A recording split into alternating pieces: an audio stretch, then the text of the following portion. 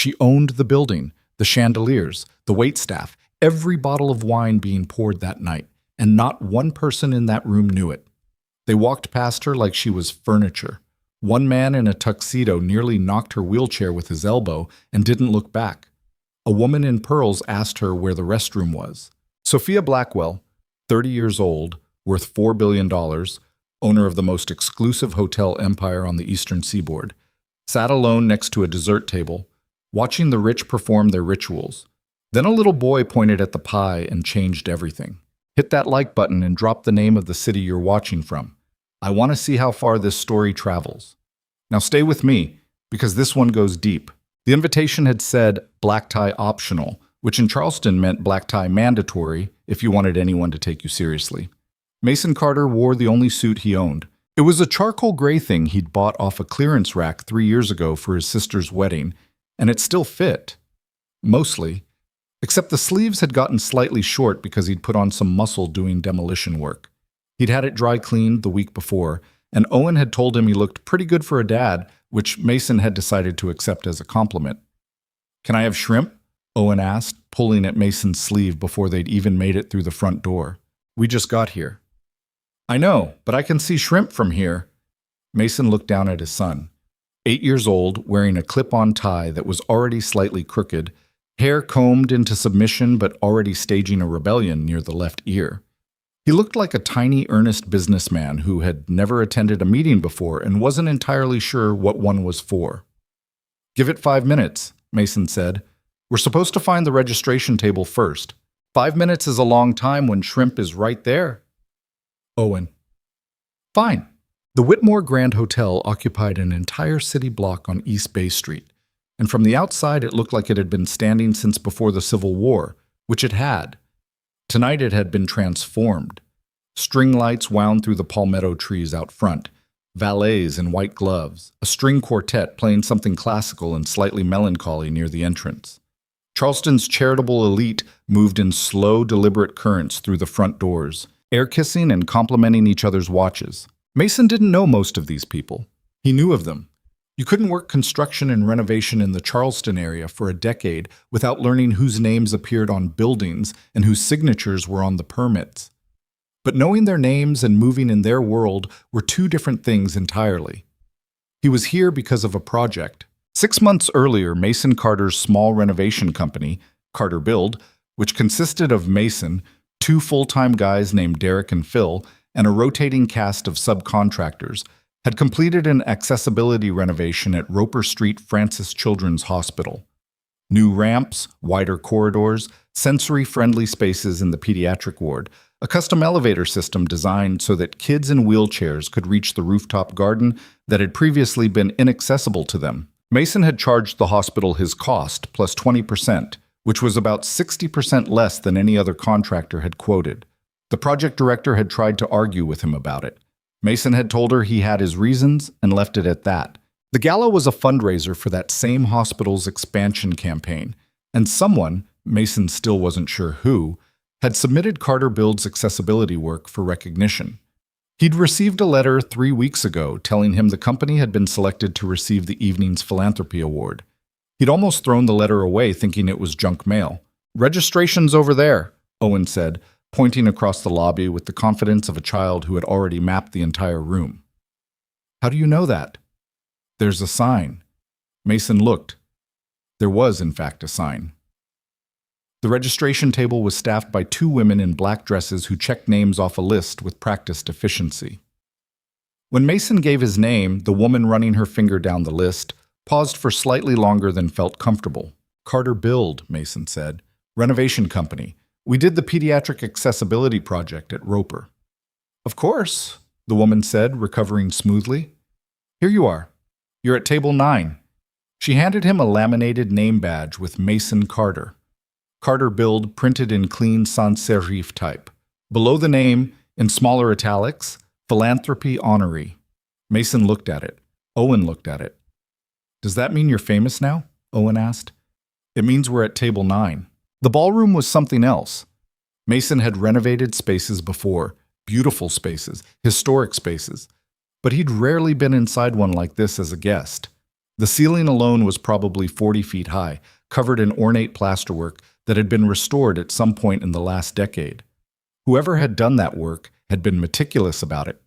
Crystal chandeliers dropped down in 3 rows, and the light they threw across the room was warm and fractured, catching on wine glasses and jewelry and the sequins on women's dresses. Owen said, "Whoa." Mason said, "Yeah." They found table 9. It was a good table, not the head table, but close enough to see it clearly. There were 8 seats, and 3 were already occupied by a couple in their 60s and a younger woman in red who was working her phone with the intensity of someone defusing a bomb. Mason introduced himself. The couple was the Hargroves. He was something in banking. She was on the hospital board. The woman in red looked up long enough to say, "Harper, PR," before going back to her phone. Owen immediately asked the waiter who materialized beside them whether there was shrimp, and the waiter confirmed that there was, in fact, shrimp, and Owen looked at Mason with an expression of complete vindication.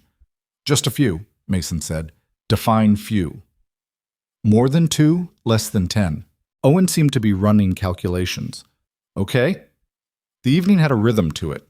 Cocktail hour, then dinner, then speeches, then the awards. Mason ate his salmon, which was very good, and answered questions from the Hargroves about the Children's Hospital project, and tried to keep Owen from systematically dismantling his bread roll into a pile of crumbs on the tablecloth. He was on his second glass of water. He wasn't drinking tonight, he was driving, when he noticed her. Masha. She was sitting near the dessert table, which was set up along the east wall, maybe 30 feet from where Mason was. The dessert table wasn't the point of the evening yet. Dinner was still being cleared, so there wasn't much traffic near it. Which might have been why she was there, Mason thought, or it might have been something else entirely. She was in a wheelchair. A good one, from what he could see. Lightweight titanium frame, custom backrest, the kind of chair that cost real money and was configured for someone who used it full-time rather than occasionally. She was dressed for the evening, a deep green dress, dark hair pulled up, a slim bracelet on her wrist. From across the room, she looked composed and perfectly at ease, but she was alone, and had been alone, as far as Mason could tell, for the past 15 minutes. He'd been watching without meaning to, the way you notice things when you've spent years paying attention to how spaces work for people who move through them differently. He'd seen 2 men in conversation drift past her without eye contact. He'd seen a woman in pearls stop, look slightly confused, and ask her something.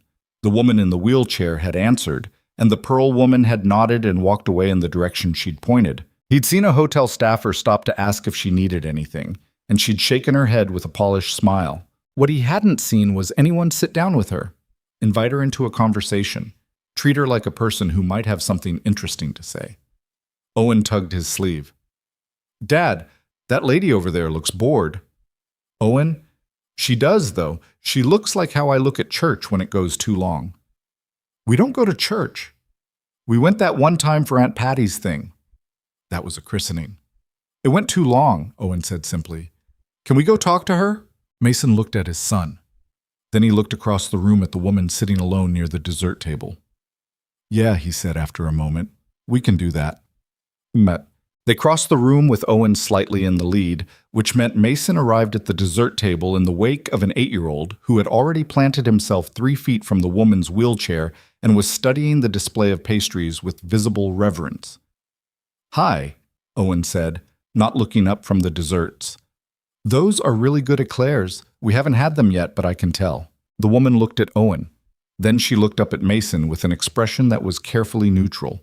The expression, Mason recognized, of someone who had learned to wait and see what kind of conversation was coming before deciding how to engage with it. "Owen," Mason said, "you can't just tell someone their eclairs are good before you've eaten them." "It's a theory. I'm pretty confident."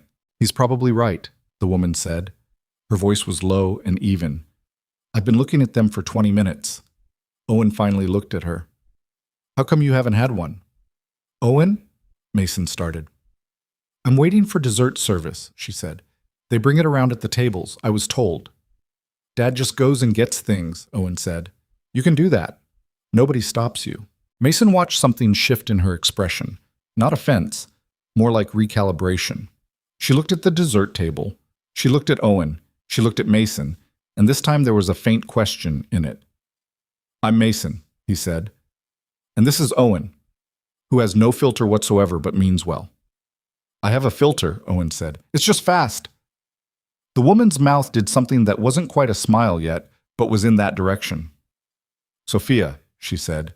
We're at table 9, Owen said, but it's kind of loud over there. Dad's getting an award tonight.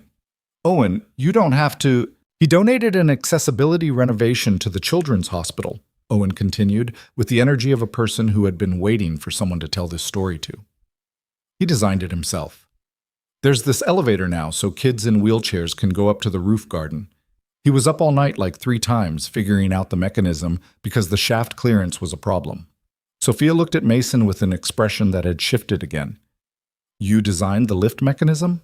Modified an existing system, Mason said, slightly uncomfortable. The building had constraints. Standard solutions didn't fit. What kind of constraints? Structural ones, mostly. The building was constructed in the 1960s and the shaft dimensions weren't up to current standards, so I had to adapt a... He stopped. Sorry, this isn't exactly gala conversation. I asked, she said. Right. He paused. The short version is the standard residential lift wouldn't work. So I adapted a platform system and had a custom rail fabricated. Took longer than it should have. But it works? It works. She was quiet for a moment, and Mason had the impression she was filing this information somewhere. So he was up 3 times, she said, looking at Owen. At least. Maybe more. He makes coffee at like 2 in the morning, and I can smell it from my room. Traitor, Mason said mildly. Owen grinned. Well, Sophia said, since you've told me all of this and also correctly identified the eclairs, would you like to sit? There are chairs against the wall here. I can't offer you my table, obviously. She said it lightly, without self-consciousness, and Mason appreciated that. The clean acknowledgement of reality without apology or drama. We'd like that, Mason said. He pulled 2 chairs over from against the wall. Owen immediately went for the dessert table. You said okay, he told Mason preemptively, and came back with a small plate holding 2 eclairs and a piece of chocolate torte, one of which he placed carefully in front of Sophia. She looked at the eclair, then at Owen. Delivery service? Owen said seriously. She laughed. It was a real one. A little surprised, unguarded, the kind of laugh you can't manufacture. Thank you, Owen. You were right, she said, after she'd taken a bite. They're very good. I know, Owen said, with great satisfaction. Son, they sat there for 40 minutes. Mason hadn't planned to stay that long. He'd thought, a quick conversation, make sure the woman wasn't sitting alone feeling invisible, move on. That was all. But 40 minutes later, they were still talking, and the conversation had moved through a half-dozen subjects. The architecture of the hotel, which Sophia knew in unusual detail, and Owen's school science project about bridge construction, and a disagreement about whether Charleston's summer heat or its humidity was the more intolerable feature of the season, and the best breakfast places in the city, which Owen had opinions about that were surprisingly well-developed for an 8-year-old. Mason noticed things about her as they talked. The way she didn't volunteer much but asked good questions. The way she watched Owen with an attention that wasn't performative. She wasn't being kind to the child. She was actually interested in what he was saying. The way she held herself in her chair, not stiffly, not with the careful dignity of someone performing wellness, just easy and present. He noticed that she knew the hotel. Not as a guest might know it, but specifically. The way she described the plasterwork restoration told him she knew who had done it and when. At one point, she referred to a structural decision in the East Wing as the compromise we made in 2019, and then caught herself and said, they made, without explanation. He noticed that she wore no name badge, that she'd arrived at this event without a parent entourage or companion, that multiple hotel staff had checked in on her with a particular quality of attention that wasn't quite the attention they gave to regular guests. He filed it and didn't ask. Then the MC called the room to attention, and the speeches began, and Mason realized they were going to call his name soon, and he probably shouldn't be found sitting against the wall near the dessert table when they did. I should get back to the table, he said. The award thing is coming up. Of course.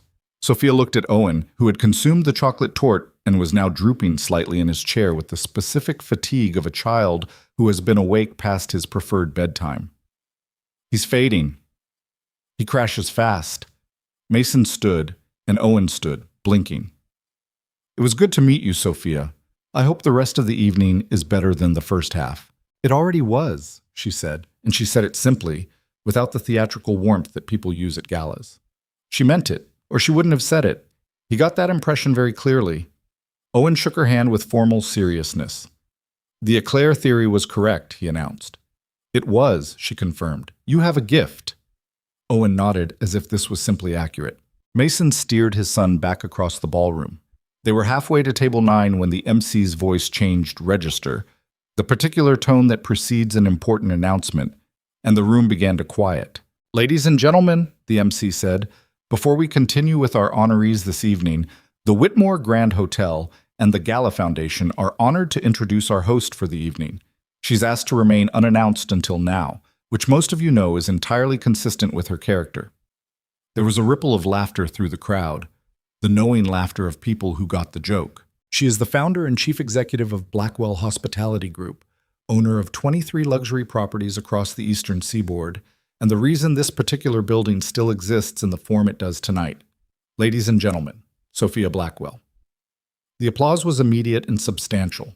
Mason turned. Sophia was moving through the ballroom, not being led, not being introduced by someone guiding her chair, just crossing the room with a particular directness while the crowd parted and the noise rose around her. She was different now, or not different exactly. The same person, the same face, the same low, even voice when she accepted the microphone, but contextualized in a way that made the previous 40 minutes play back differently in Mason's memory. She owned this building. She owned the chandeliers and the plasterwork and the custom elevator and 22 other hotels like it. And she had sat next to the dessert table alone for the better part of an hour, while 300 of Charleston's most influential people mingled 20 feet away. Owen looked up at Mason with wide eyes. "Dad," he said quietly, "she's really famous." "Apparently. And she liked my eclair theory." "She did. Do you think she knew we didn't know who she was?" Mason watched her accept the applause from the stage, gracious and composed and giving nothing away about the 40 minutes she'd spent against the east wall eating eclairs with a contractor and his kid. "Yeah," Mason said, "I think she knew. And she still talked to us?" "Yeah, bud. She still talked to us." Yep. He won his award. There was a plaque, which was heavier than it looked, and a moment at the podium during which Mason said approximately 4 sentences because he was not a person who was comfortable receiving public recognition and had no particular desire to become one. He thanked the hospital team. He mentioned Derek and Phil. He said something about the rooftop garden and the kids who could now get there, and he stopped before he got to anything that felt like a speech. The applause was warm and genuine, which he appreciated and was glad to escape. Owen was asleep in the town car by 9:45. Mason put the plaque in the trunk and drove home through the lit streets of Charleston with his son breathing softly in the back seat, the city sliding past outside the windows, and the specific quiet of a night that had turned out to be something other than what he'd expected. He didn't let himself think too much about the woman near the dessert table. There was no point in it. Their worlds had touched for 40 minutes, which was pleasant and unlikely to repeat, and that was the end of the story. He was wrong about that, but he wouldn't know it for another 3 weeks. Okay. He'd been wrong about a lot of things over the years. He'd learned to sit with that. The house in West Ashley was modest by any measure. 3 bedrooms, a small backyard with a pine tree that dropped needles constantly, and a tire swing that squeaked but held, a kitchen that needed updating and probably always would because there was always something else that needed money first. He'd bought it 4 years ago when he finally felt stable enough to stop renting, when Carter Build had a consistent enough client base that he could sign a mortgage without feeling like he was lying to the bank. He carried Owen in from the car. The boy was deeply asleep, completely limp with the boneless trust of a child who knows he will be caught, and got him into pajamas with the efficiency of long practice, barely waking him. Owen murmured something. "What?" "The eclair theory," Owen said, and fell back asleep. Mason stood in the doorway of his son's room for a moment in the dark. The nightlight was on, a small dinosaur shape that threw a warm amber glow across the carpet. Books were stacked on the bedside table, 2 about construction, 1 about dinosaurs, One chapter book with a dragon on the cover that they were reading together before bed every night, a chapter at a time. He pulled the door mostly closed and went downstairs. The plaque sat on the kitchen counter where he'd left it, in recognition of extraordinary commitment to accessibility and inclusive design. He turned it over in his hands. The weight of it was real, which was something.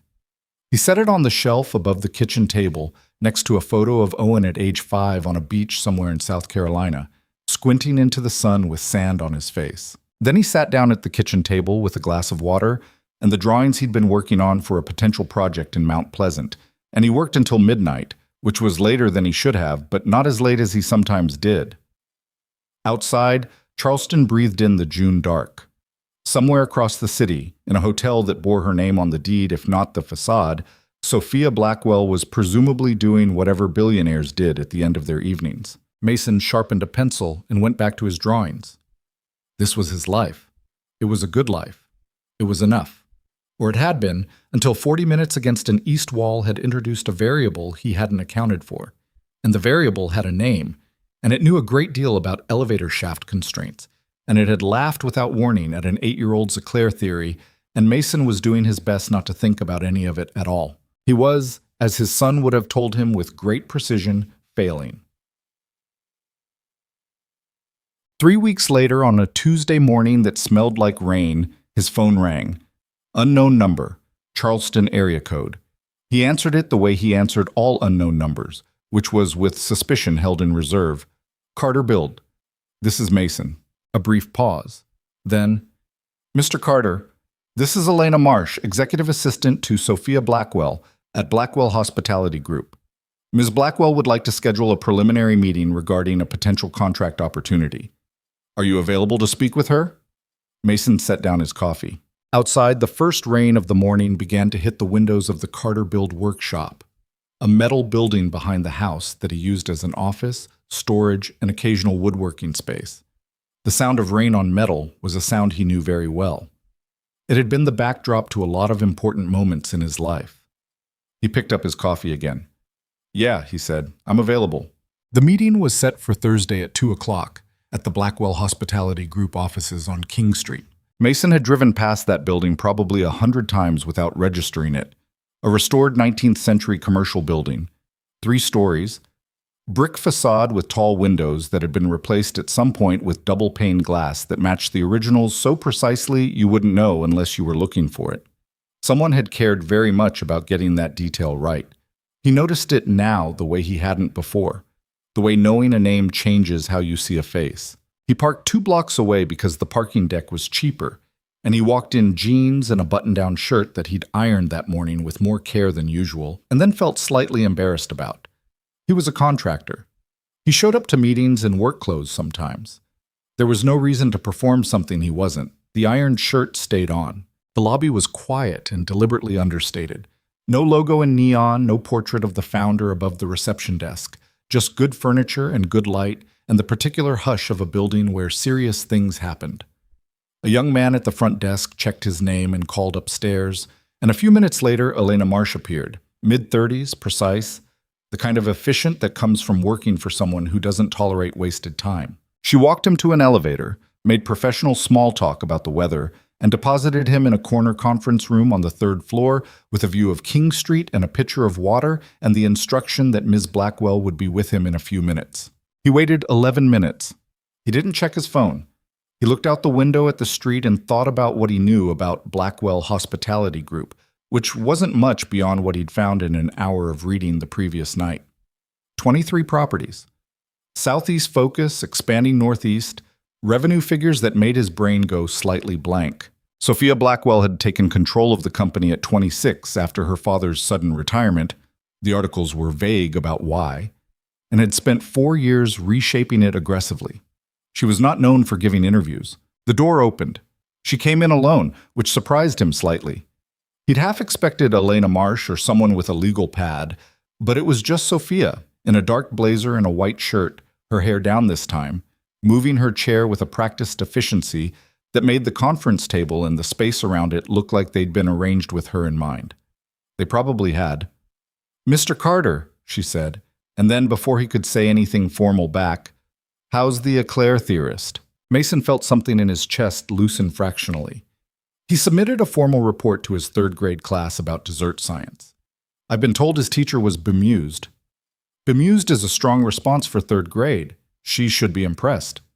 She settled at the end of the table, so not across from him, which would have been confrontational, but at an angle that said conversation rather than interview. Thank you for coming in. Thank you for the call. A brief silence. Not uncomfortable, just present. I want to be straightforward with you, she said. I don't usually take this kind of meeting personally. I have people who handle preliminary contractor discussions. I'm making an exception because of what Owen told me at the gala. Specifically the part about the elevator shaft. The clearance problem. You said you modified a platform system. Walk me through that. He looked at her. Now? You have somewhere to be? He didn't. He pulled out his phone, found a photograph of the mechanism from the hospital project, and slid it across the table. She took it and examined it with an attention that wasn't polite interest. She was actually reading it, tracking the components. And when she looked up, she asked a question that told him she understood load distribution principles and wasn't asking to be educated, but to verify. They spent 40 minutes on the hospital elevator. By the end of it, Mason had sketched 3 diagrams on the notepad they'd left for him, and Sophia had her own notepad out, which she wrote on in small, angular handwriting that was hard to read upside down, but clearly wasn't decorative. Then she said, I have a project. Okay. 16 properties that need accessibility renovation. Not cosmetic, structural. The existing footprints are difficult. Most of them are historic buildings with preservation constraints, and every contractor who's bid on this so far has either ignored the constraints or told me the constraints make the project impossible. What are the constraints specifically? That's a long list. I have time, she almost smiled. Do you want the overview or the details? Details, he said. Always the details. The overview is what people tell you when they don't want to actually solve the problem. This time she did smile. A small one, controlled, like she was deciding how much of it to give. All right, she said. Details. She talked for 20 minutes. He listened the way he listened to everything structural, completely, without interrupting, letting the picture build. It was a complicated picture. Historic preservation requirements in 4 states, buildings with floor plans that predated the ADA by a century. Elevator situations that made the children's hospital look straightforward. Guest experience requirements that couldn't be compromised because the properties were luxury tier and the clientele had expectations. When she finished, he was quiet for a moment. The Hartwell in Savannah, he said. That one's the worst, isn't it? She looked at him. Why do you say that? Because you described it last and your voice changed when you got to it. Like you'd been saving the hard one. A pause. The Hartwell has a central atrium from 1887 that cannot be structurally altered under the State Preservation Agreement. The primary accessible route, as currently designed, requires guests to exit through a service corridor.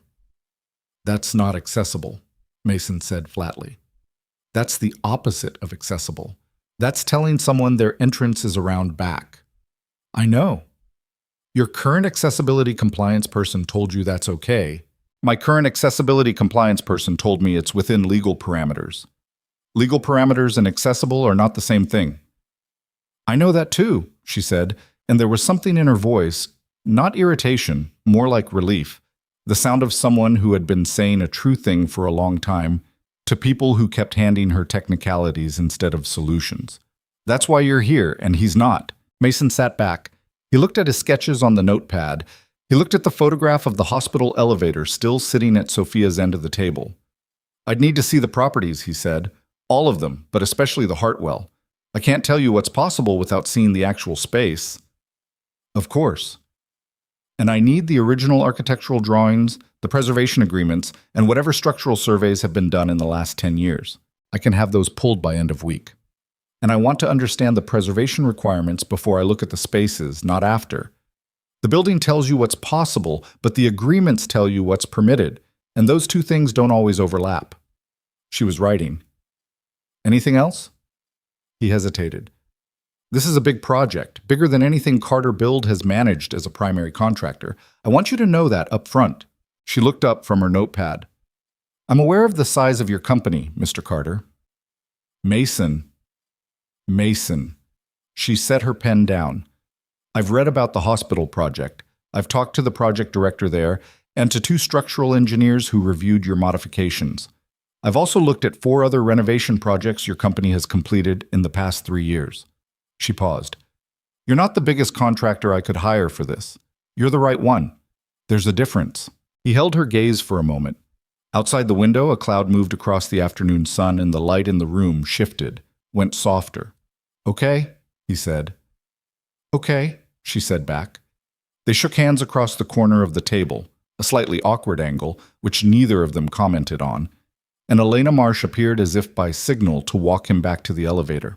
He was halfway down King Street, back toward the cheaper parking deck, when he realized he'd left his phone's photo app open on the elevator picture. He'd forgotten to take it back from her end of the table.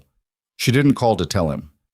He found it waiting for him in an envelope at the Carterbuild workshop the next morning, delivered by a courier who said nothing, with a sticky note in angular handwriting that said, "Good meeting, SB." He put the sticky note in his desk drawer without examining why. Derek found it 3 weeks later and had several things to say about it that Mason chose not to dignify with a response. The first site visit was to the Beaumont House in Columbia, a 5-story former plantation house converted to a hotel in the 1940s and luxury renovated in the late 90s, which meant it had been renovated for a standard of accessibility that was 20 years out of date and showed it. Mason walked the property with a site manager named Gerald, who was 60 years old, slightly defensive about the existing setup, and deeply skeptical of Mason's presence. "We've had other contractors through," Gerald said, walking him through the first-floor lobby with the air of someone conducting a mandatory tour they hadn't requested.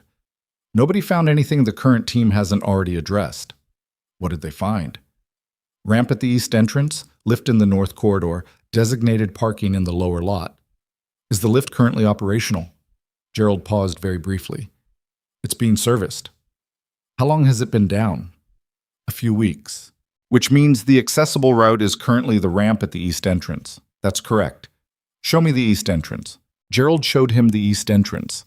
It was a ramp, technically compliant by 2005 standards, running along the side of the building and depositing users at a secondary door that led into a corridor behind the check-in desk rather than to the desk itself. The corridor had a low-hanging decorative fixture at the 6-foot mark. The door at the end required significant force to open and had no automatic mechanism. Mason stood in front of the corridor and didn't say anything for a moment.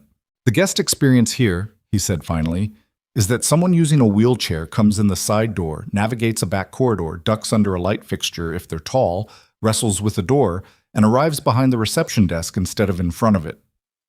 "It's a DA compliant," Gerald said. "It's an obstacle course with paperwork," Mason said.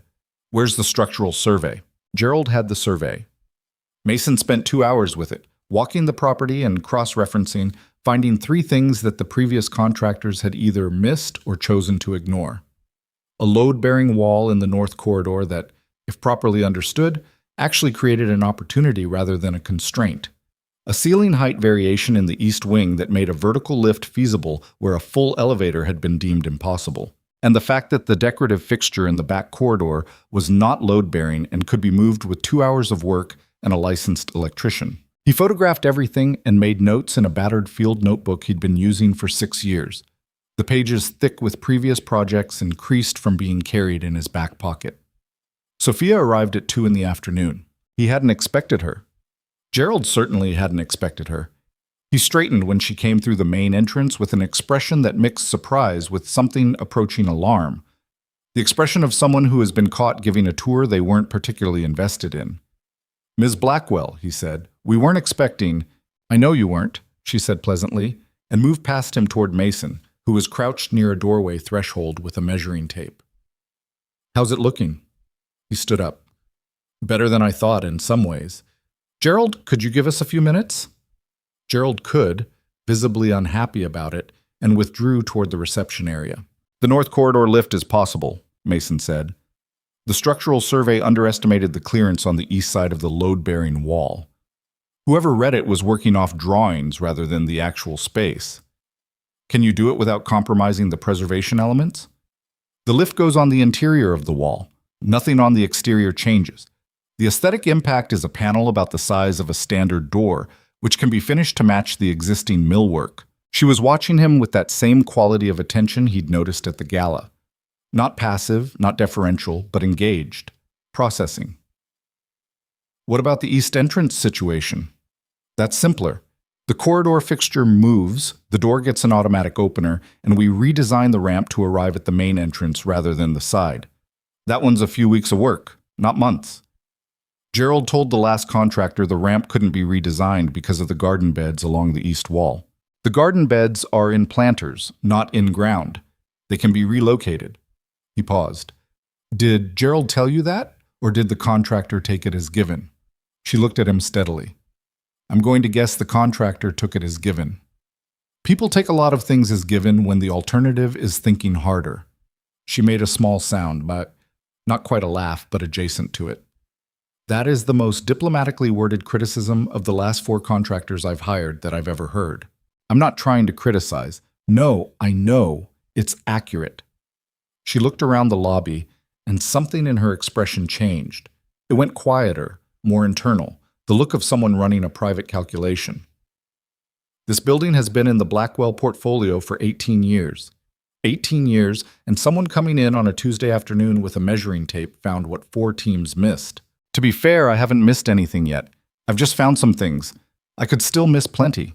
You won't, she said, with a certainty that was slightly unsettling because it didn't sound like flattery. It sounded like a conclusion she'd reached and wasn't interested in revising. He didn't know what to do with that, so he showed her the ceiling height variation in the east wing instead. They walked the property together for another hour. Gerald orbited at a careful distance. Mason explained what he was seeing and why. Sophia asked questions that were sometimes about the technical specifics and sometimes about the guest experience. What it would feel like to navigate the space. What the sequence of decisions was for someone entering for the first time. Where the friction points were. It was, he realized, the way he thought about spaces too, but from a different starting point. He started with the structure and worked toward the human. She started with the human and worked toward the structure. By the time they finished, they'd covered the same ground from 2 different directions and arrived at the same place. I want to see your proposal for this one before we go to the other properties, she said, outside in the parking area. It was warm, the sky doing the particular haze of a South Carolina afternoon in spring, a smell of cut grass somewhere nearby. I can have a preliminary assessment by next week. A full proposal takes longer. I need to price the fabrication on the lift components, and I need to talk to a preservation specialist about the millwork matching. Who do you use for preservation work? Depends on the region. In Colombia, I've worked with a woman named Carla Reyes. She's out of Charlotte, but she does a lot of the historic projects in the Midlands. She's careful. I know Carla, Sophia said. She did work on the Hartwell. What happened with the Hartwell? A pause. The Hartwell is its own conversation. You keep saying that about the Hartwell. Because it's true. She looked at him with something that was almost challenge, almost amusement, sitting in that undefined territory between them where most of their interactions seemed to occur. It's the problem I haven't solved. I've been trying for 2 years. Is that why you took the meeting yourself instead of sending someone? She was quiet for a moment. A car passed on the street behind the parking area. Somewhere inside the hotel, a phone rang. Partly, she said, and partly because Owen was right that the eclairs were good, and I have a weakness for people who are right about things. It wasn't flirtatious exactly. It was the kind of thing you say when you've decided to be honest about your reasons, which is its own kind of intimacy. Mason filed it alongside the sticky note in the drawer of his mind and didn't take it out to examine. I'll have the Beaumont assessment to you by Wednesday, he said. I'll look for it Wednesday. She drove herself, he noticed. A dark SUV with hand controls on the steering column, which she handled with the ease of someone who had been driving that configuration for years. No driver, no assistant. She left the parking lot the way she'd arrived, without ceremony. Gerald came to stand beside Mason and watched the SUV turn onto the street. She's here more often than people think, Gerald said. His voice had changed. The defensive edge was gone, replaced by something more complicated. She doesn't announce. She just shows up. Does that bother people? Gerald considered. Depends on whether they have something to hide. He looked at Mason sideways. You don't seem bothered. I like knowing the boss cares about the details, Mason said. Makes it easier to do the work right. Gerald was quiet for a moment. The other contractors mostly just asked me to sign their access forms and left. Yeah, Mason said, picking up his field notebook. I know. The Beaumont assessment went to Sophia on Wednesday morning. She responded Wednesday afternoon with 2 questions, both technical, both good. He answered them. She responded with a 3rd question he hadn't anticipated, about the thermal implications of the new entrance ramp configuration for the lobby heating system in winter, which was a detail he should have caught, and hadn't. He sat with that for a few minutes, because he didn't like missing things. Then he emailed back, "You're right. I'll revise the ramp approach, angled vestibule to maintain thermal envelope. Give me 24 hours. Her response was 4 words. Take the time. SB. He revised it. It was better. He sent it Thursday afternoon and didn't hear back until Friday morning when Elena Marsh called to schedule the next site visit. This was how it went for 6 weeks: properties, assessments, revisions. The Laurel in Asheville, the Bay House in Hilton Head, a small boutique property in Savannah that wasn't the Hartwell but shared some of its problems. Sophia came to some of the visits and not others, and Mason learned not to expect her and then to notice, without meaning to, when she was there. She didn't talk about herself mostly. She talked about the buildings. She asked about his process, his approach, why he made specific decisions, whether he'd considered alternatives. She challenged him on things she disagreed with. Not argumentatively, but directly, in a way that made it clear she was paying attention. When he pushed back with good reasons, she updated. When he pushed back with bad reasons, she said so, and she was right. He didn't particularly like being challenged. He'd gotten used to being the smartest person in the room on structural questions, and it turned out that Sophia Blackwell had been quietly absorbing architectural and engineering knowledge for 4 years of managing historic properties, and she was good at it in a way that wasn't immediately obvious because she didn't announce it. After the Asheville visit, sitting in a coffee shop waiting out a rainstorm before driving back to Charlotte, she said, "You designed a traction management system in 2011. He looked up from his coffee. What? I had someone pull your engineering records. You worked for a mobility technology firm before you went into contracting. You filed a patent for a traction management system for powered wheelchairs on inclined surfaces." She was watching him with the careful attention of someone who has placed a card on the table and is watching to see what comes back. It's been referenced in subsequent patents by 3 major manufacturers. The rain hit the window in a gust. A few people came in through the door shaking umbrellas. "That's public information," Mason said. "It is." She waited. He turned his coffee cup a quarter turn. "I left engineering in 2017. "I know. Owen would have been 3? 2? He paused. "Just turned 2 when his mom died." Sophia was quiet. She didn't say she was sorry, which he appreciated.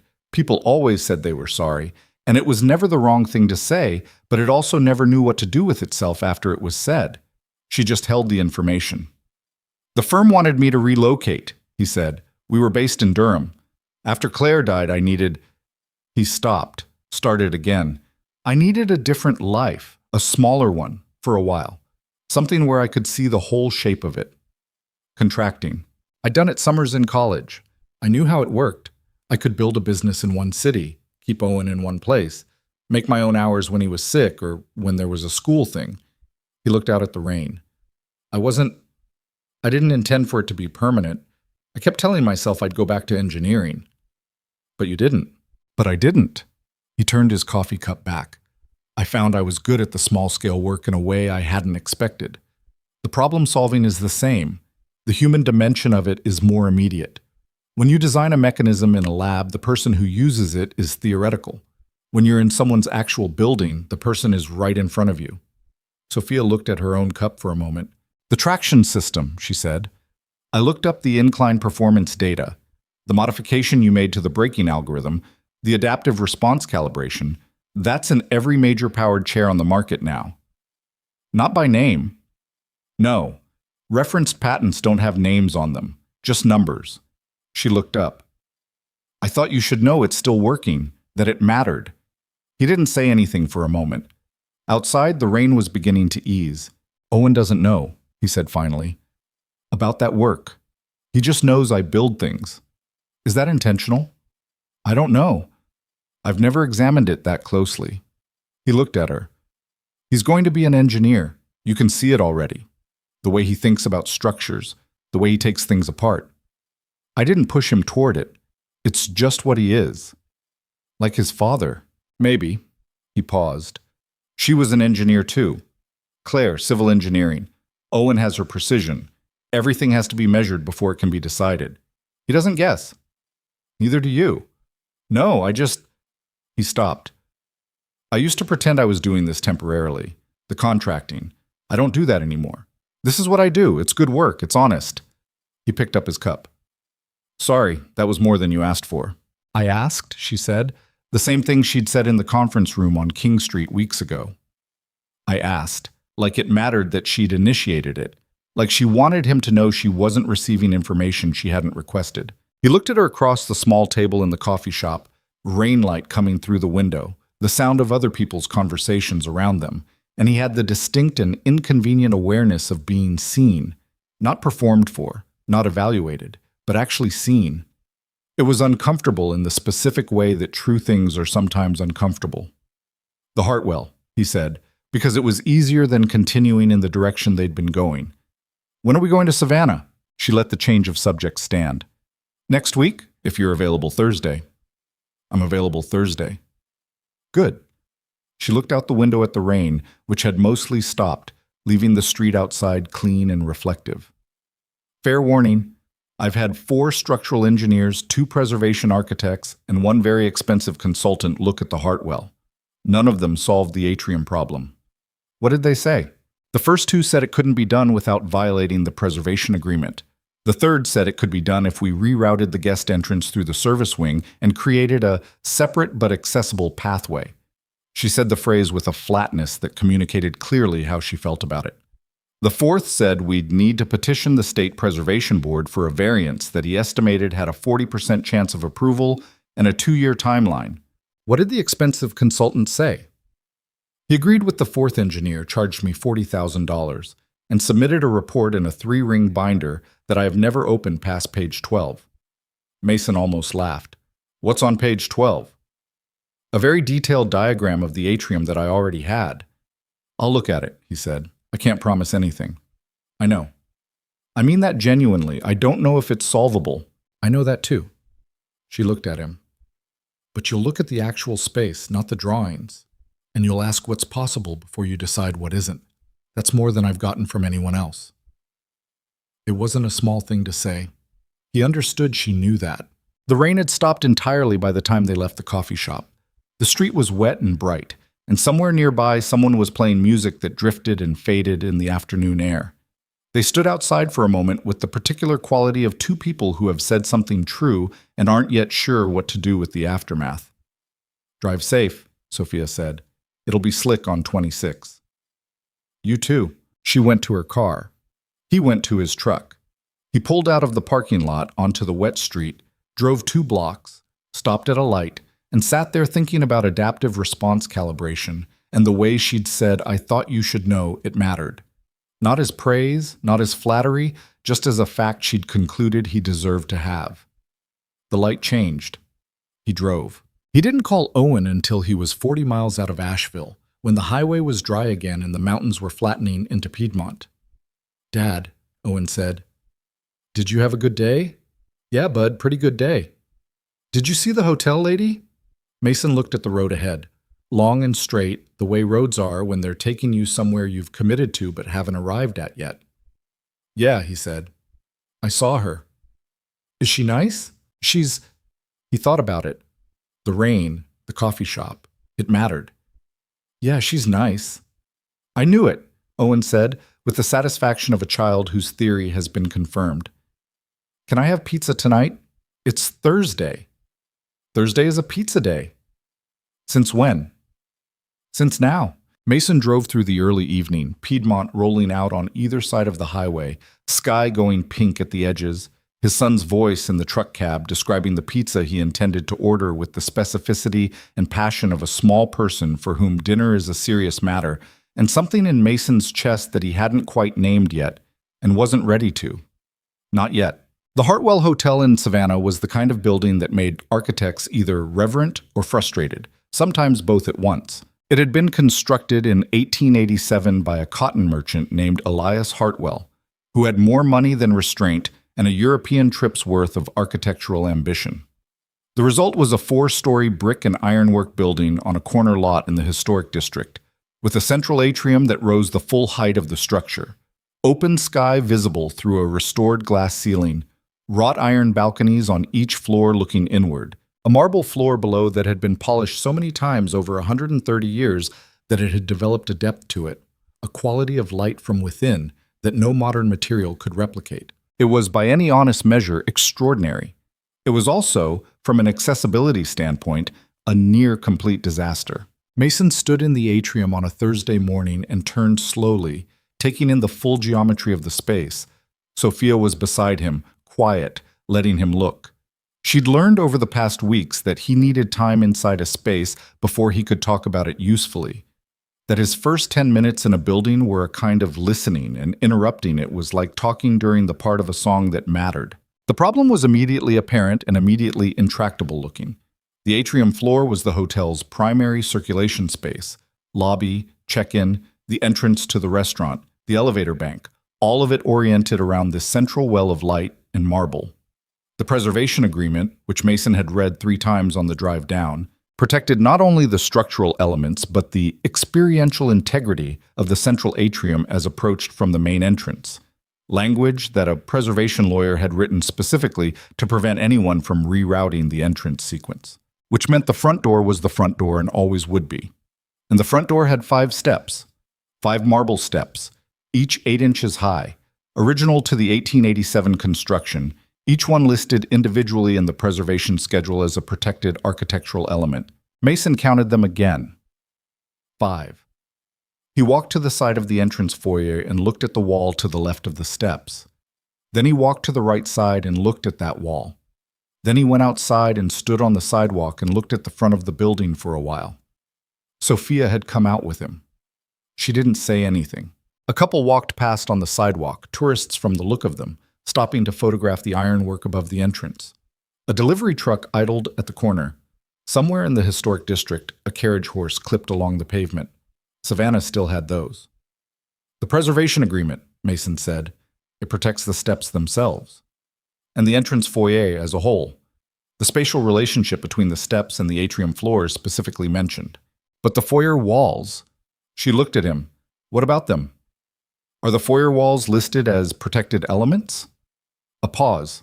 He watched her run it back through the document in her memory. She'd read it as many times as he had, probably more. The ironwork on the foyer walls, the plaster medallion above the entrance arch, the door hardware. The walls themselves? The walls are load-bearing. I know. Are they listed as protected aesthetic elements? She was very still for a moment. No, she said slowly. They're listed as structural elements. The protection is engineering-based, not aesthetic. Any modification has to maintain load capacity, but there's no aesthetic restriction on the interior face of the foyer walls. The foyer is 11 feet wide, Mason said. The staircase is 6 feet. That leaves 2.5 feet on each side. She looked at the entrance, back at him. A vertical platform lift on the interior face of the foyer wall. If the load-bearing analysis supports it, and if the lift platform folds flush when not in use, which current systems can do, the aesthetic impact during normal use is minimal. When in use, it delivers a user to the atrium floor level, which means they arrive in the same space, the same light, the same marble, through the same entrance as every other guest. He paused. Not through a service corridor, through the front door. Sophia was looking at the building entrance with an expression he hadn't seen on her before. Something unguarded, slightly raw, like a feeling she'd been holding carefully for a long time, and had just been given permission to set down. 2 years, she said quietly. 4 engineers. The engineers were looking at the atrium. The problem isn't in the atrium. It's in the 11 feet before it. She turned to look at him, and for a moment there was nothing managed about her expression at all. It lasted maybe 3 seconds before the composure came back, but it was there, and he saw it. I need a structural engineer to verify the load analysis, he said. because she needed something practical to respond to, and so, honestly, did he. And I need the preservation board to review the lift installation plan before we proceed. I want their sign-off in writing, not an assumption. Of course. This could still fall apart. The load analysis might not support it. The preservation board might interpret the agreement differently than I'm reading it. I understand. I just don't want you to... Mason. She said it with a particular quality of patience, the kind that contained something firmer underneath. I've been in this business for 4 years. I understand the difference between a promising idea and a solved problem. She looked back at the entrance. But this is the first promising idea anyone has brought me about this building. I'm allowed to feel that. He let it go. They went back inside.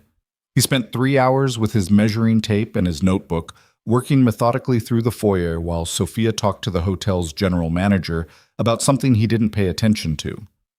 He documented everything: wall thickness, floor construction at the base of the foyer, the exact position of the load-bearing elements, the depth of the original plaster on the interior face. When he came out of the foyer the second time, Sophia was in the atrium, sitting near the base of the stairs, looking up at the glass ceiling. He'd noticed before that she did this in historic buildings. Found a spot and just looked, unhurried, like she was trying to hear what the building was saying. He sat on the bottom step, not beside her exactly, just nearby. My father bought this hotel in 1999, she said, without looking down from the ceiling. I was 3.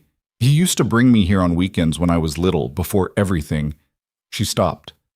I learned to do arithmetic in that restaurant. She nodded toward the arched doorway off the atrium.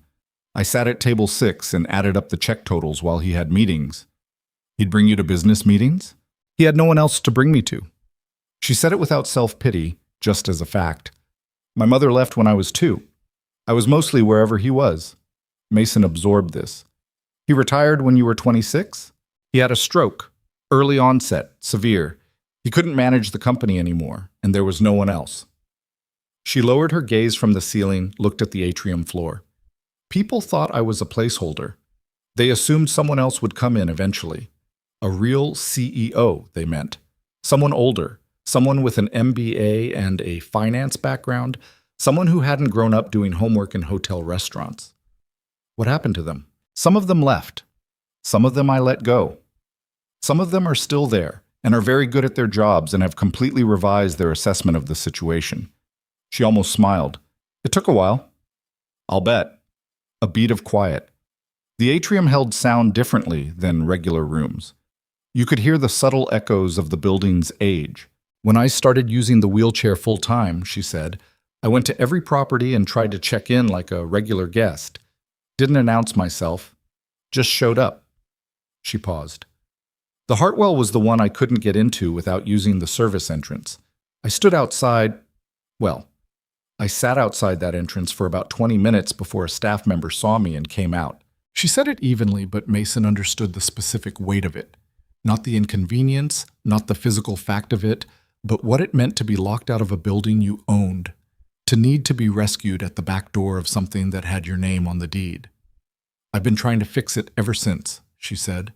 He didn't say anything. There wasn't anything useful to say. He just sat on the bottom step of the Hartwell's marble staircase in the gold light of the atrium and let her have what she'd said. After a moment, she looked at him. The load analysis. Who do you use in Georgia? They talked about structural engineers for the next 20 minutes. It was the right thing to talk about, and they both knew it, and nobody pretended otherwise. The proposal took 3 weeks.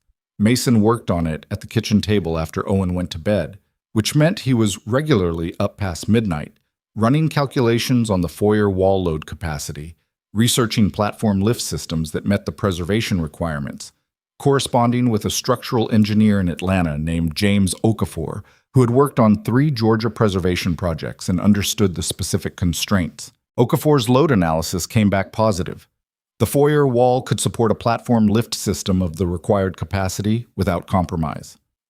He wrote the finding in 6 pages of technical language that Mason translated into 2 paragraphs in the proposal, with the full report attached as an appendix.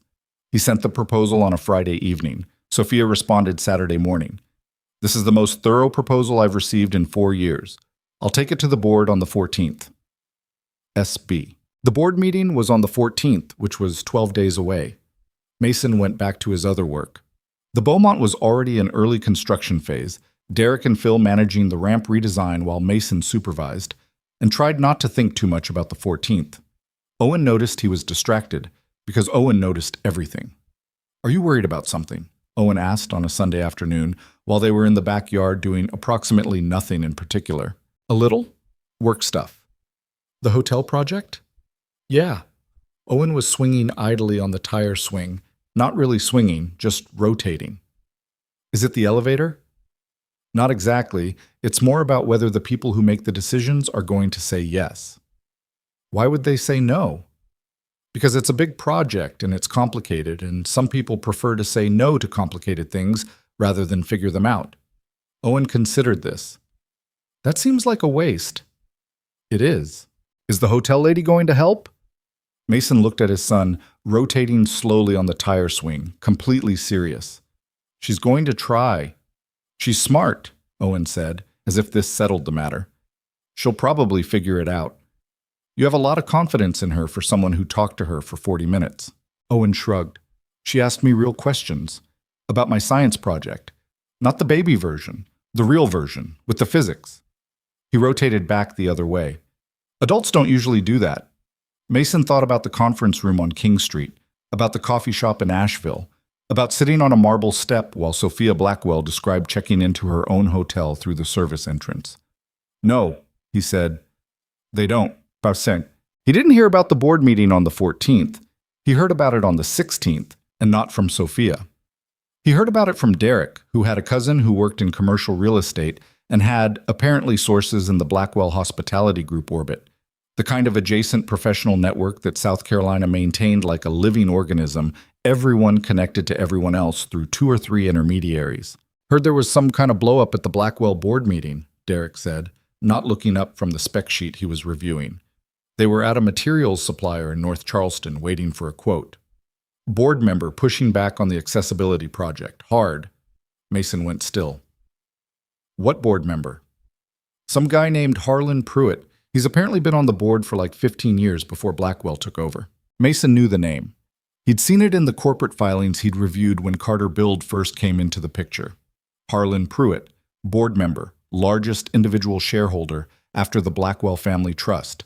He was 63, had been with the company since Sophia's father's era, and had the specific kind of entrenched confidence that men accumulate when they've survived multiple leadership transitions by making themselves seem indispensable. "What kind of pushback?" Mason asked. "Don't know the details, just that it was bad, and that Pruitt's apparently pushing a different contractor for the whole project." Mason drove home that evening thinking about it, which he knew wasn't useful and couldn't stop anyway. Sophia called at 8 o'clock. "I'm sorry I didn't call sooner," she said. "I needed a day." "What happened?" A pause, and in it he could hear the particular flatness of exhaustion. Harlan Pruitt presented a competing proposal at the board meeting, a contractor called Meridian Development. They do large-scale commercial renovation. They've done work in the hotel sector before. Their proposal covers all 16 properties.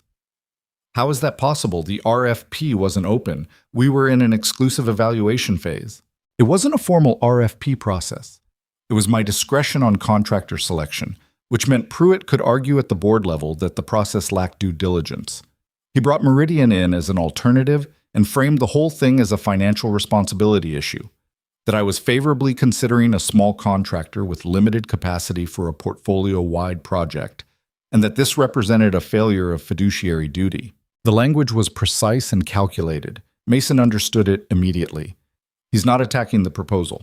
He's attacking your judgment. Yes. Can he do that? He can try. The board doesn't have veto authority over contractor selection. That's an operational decision within my authority. But if enough board members feel that I'm making decisions that expose the company to risk, they can call for a governance review, which is essentially a no-confidence motion with extra steps. How many board members does he need? A third. There are 12 members. He needs 4. How many does he have? A longer pause. 2 that I know of, possibly 3. Mason sat down at the kitchen table. The house was quiet. Owen was asleep. The neighborhood was settling into its nighttime self, a dog barking somewhere down the block and then stopping. He looked at the plaque on the shelf, the one from the gala. Extraordinary commitment to inclusive design. Tell me about Meridian's proposal, he said. I only saw the summary. It was broad, very confident language about timeline and scope, not a lot of specific technical detail. Did they address the Hartwell atrium? She was quiet for a moment, and the quality of the silence told him the answer before she spoke. They proposed rerouting the main guest entrance to the east side of the building through a widened corridor adjacent to the restaurant. Mason closed his eyes briefly. That's the service corridor approach, the one you rejected 2 years ago. Yes. That's not a solution. That's the thing you've been trying to fix. I know. Did you tell the board that? I told them. Pruitt said the guest experience differentiation between a primary and secondary entrance was a negligible impact factor, given the overall renovation cost savings. Mason was quiet for a moment, because what he wanted to say wasn't something a professional should say about another person's board member, and he was trying to decide if he cared about that. He decided he partially cared. The foyer lift proposal. Did you present it? I presented the executive summary. Pruitt called it experimental and technically unvalidated. He questioned the structural analysis, said Okafor's firm was too small to carry the credibility required for a project of this scope. Okafor has a 15-year preservation record. I know, Mason. Her voice was even but tight, the voice of someone holding something together by controlled effort. I know. I said all of it. Pruitt isn't arguing the facts. He's arguing the optics, that I'm making an emotionally motivated decision about an accessibility project because of my personal relationship to the subject matter. The implication of that landed between them on the phone line. Is that what he said? Mason asked carefully. He said, conflict of interest. He didn't say anything more specific than that. Mason looked at the table, at his hands on the table. He'd built things with these hands for 9 years, actual physical things, plumb and level and structurally sound, things that stayed where you put them. This was a different kind of problem, and he didn't have the same instinctive confidence about how to solve it. What do you need from me? He said. I don't know yet. She paused. I might need nothing. I might be able to hold the board. I have operational authority, and I intend to use it. But Pruitt is going to look for ways to undermine the project at every stage, and I want you to know what you're walking into. I walked into it with my eyes open. I know, but it's different now. It's not a difficult building anymore. It's a political situation, and if Pruitt succeeds in calling a governance review, the whole project goes on hold, potentially indefinitely. Mason was quiet for a moment. Can I ask you something? Yes. Pruitt has been on the board since your father's time. Why is he doing this now? The project isn't new. You've been trying to solve the Hartwell for 2 years. What changed? A longer pause than he expected. I think, she said carefully, that he expected me to continue failing to solve it. The Hartwell has been an ongoing problem that I couldn't fix, and in Pruitt's understanding of the company, unsolvable problems that the CEO can't address become arguments for leadership review. She paused. I think this proposal, a real solution, a credible one, read to him as momentum, and momentum in a direction he hasn't approved of is threatening. He wanted you stuck. He's comfortable with me stuck. Mason thought about the man with the measuring tape, the structural survey, the 11 feet between the front door and the atrium. He thought about Sophia sitting by the marble staircase, looking up at a glass ceiling, saying, I've been trying to fix it ever since. We're going to fix it, he said. It came out more certain than he felt, but not dishonest. It was what he believed, and belief was sometimes the thing you held on to while you figured out the rest. She was quiet for a moment. Mason, don't make promises about things that have board members in them. I'm not promising the board. I'm promising the building. A beat.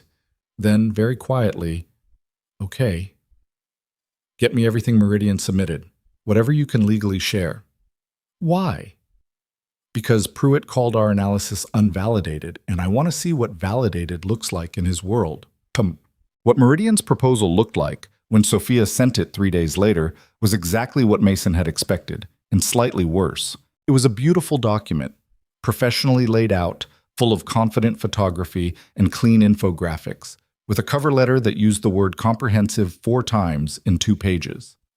The technical specifications ran to 40 pages that were, on close reading, largely generic, frameworks and methodologies that could have been written for any hotel project, with specific building references that suggested someone had spent a few hours with site plans but not inside the actual spaces. The Hartwell section was 12 pages, most of it photography. The accessible route proposal was exactly what Sophia had described.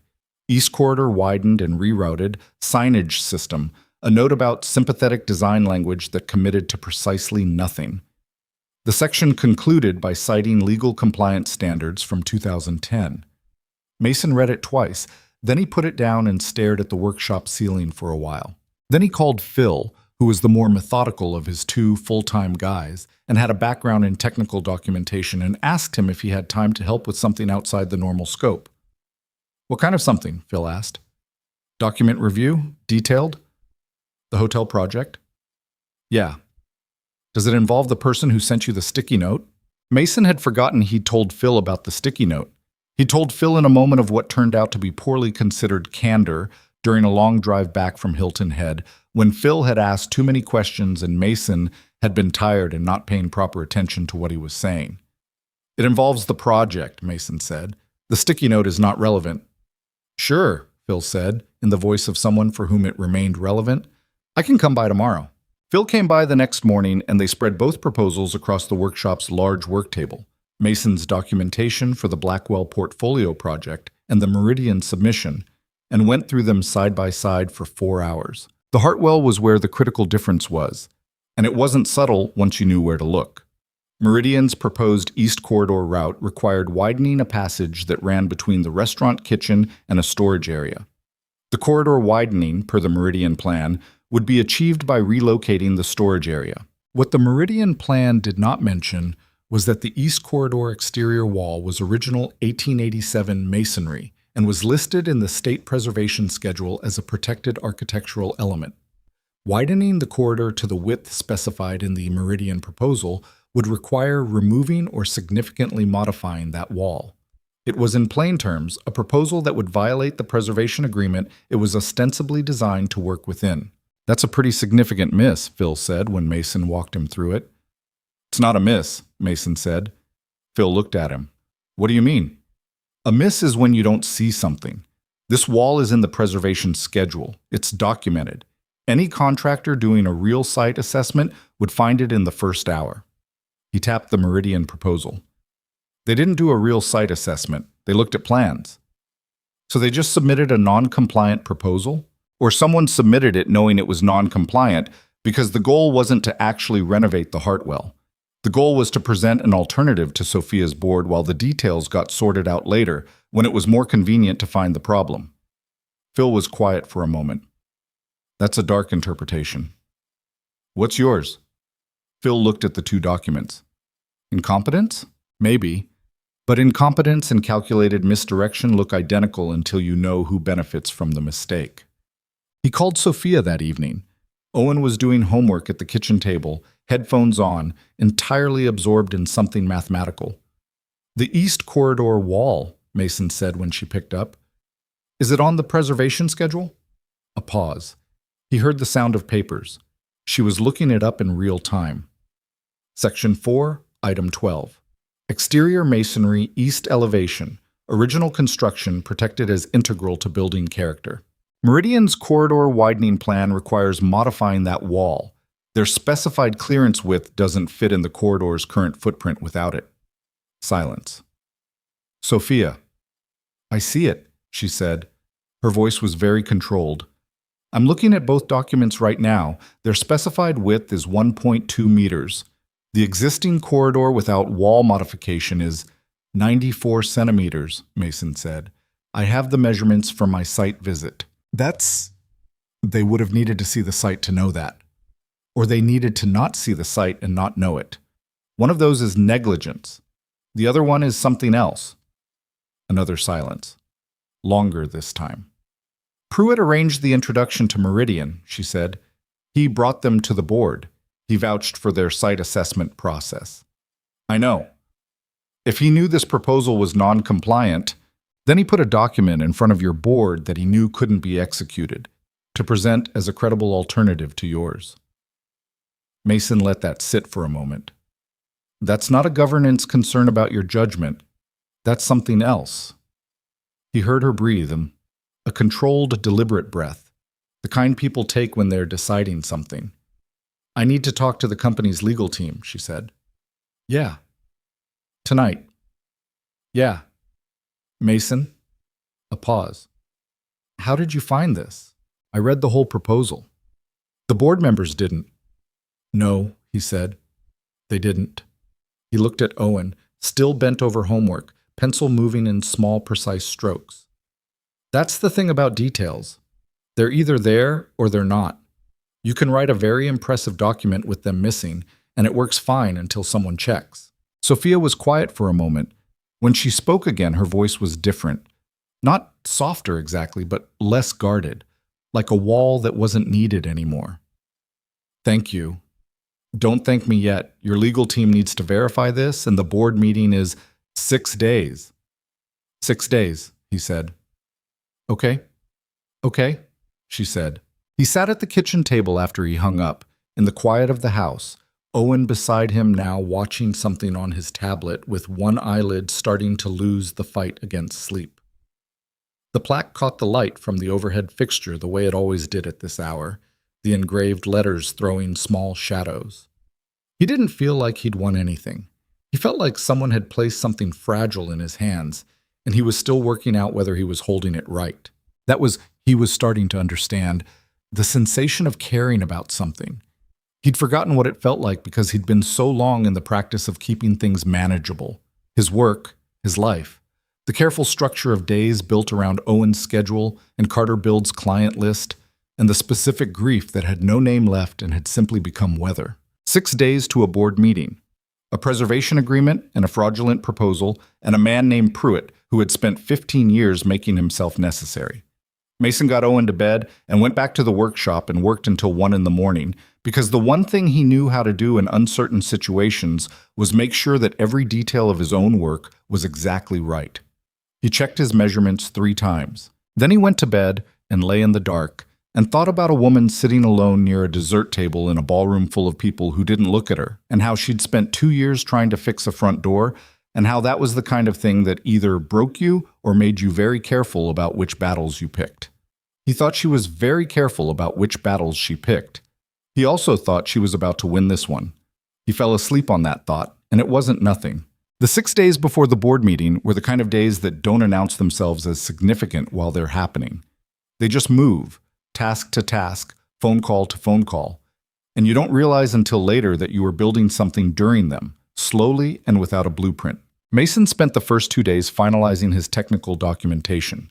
Not the proposal itself, which was already complete, but the supporting material, a detailed appendix addressing every technical objection that had been raised at the previous board meeting, the Preservation Board's preliminary written response to the foyer lift concept, which had come back cautiously positive after Mason had submitted a formal inquiry inquiry, and a supplementary analysis from James Okafor that addressed the load-bearing questions in language clear enough for a board member without engineering background to follow.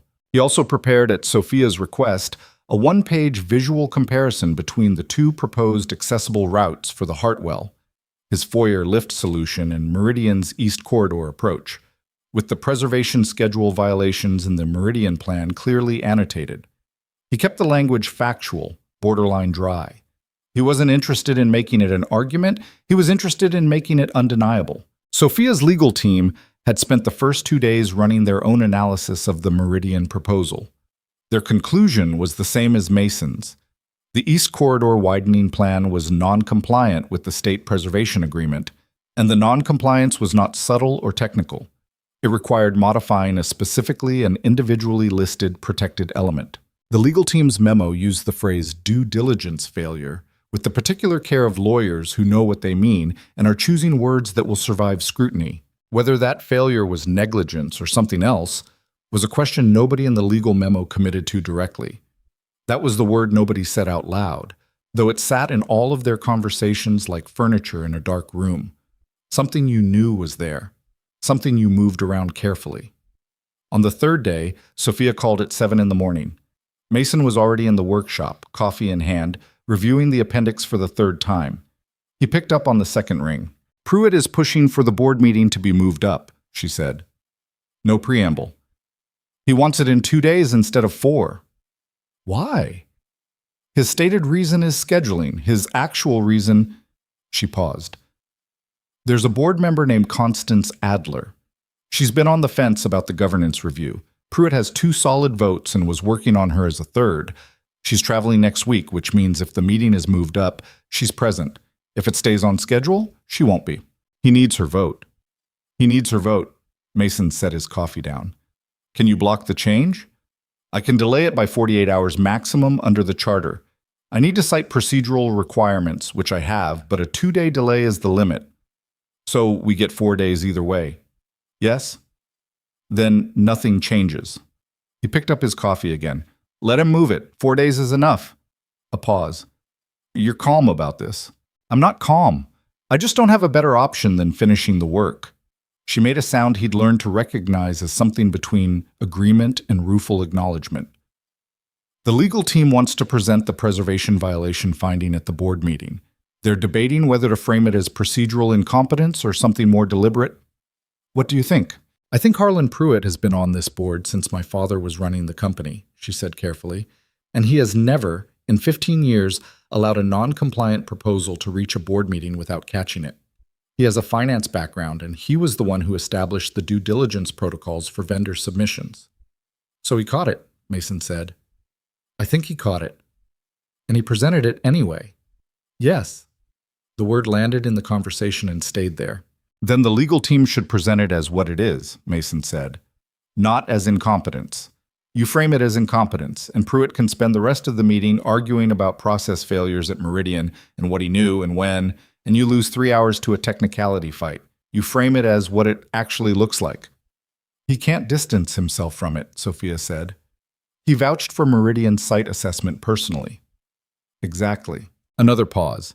He heard what sounded like her moving, the small mechanical sound of her chair, a door. I'm going to need you at the board meeting, she said. Mason had been expecting this and not expecting it. In what capacity? Technical expert. If the board has questions about the Foyer lift analysis, about the preservation board response, about the comparison between the 2 proposals, I want you there to answer them, directly. Not filtered through me or the legal team. I'm not an expert witness. I'm your contractor. Yes, and you found the preservation violation, and you designed the solution. The board should hear it from you.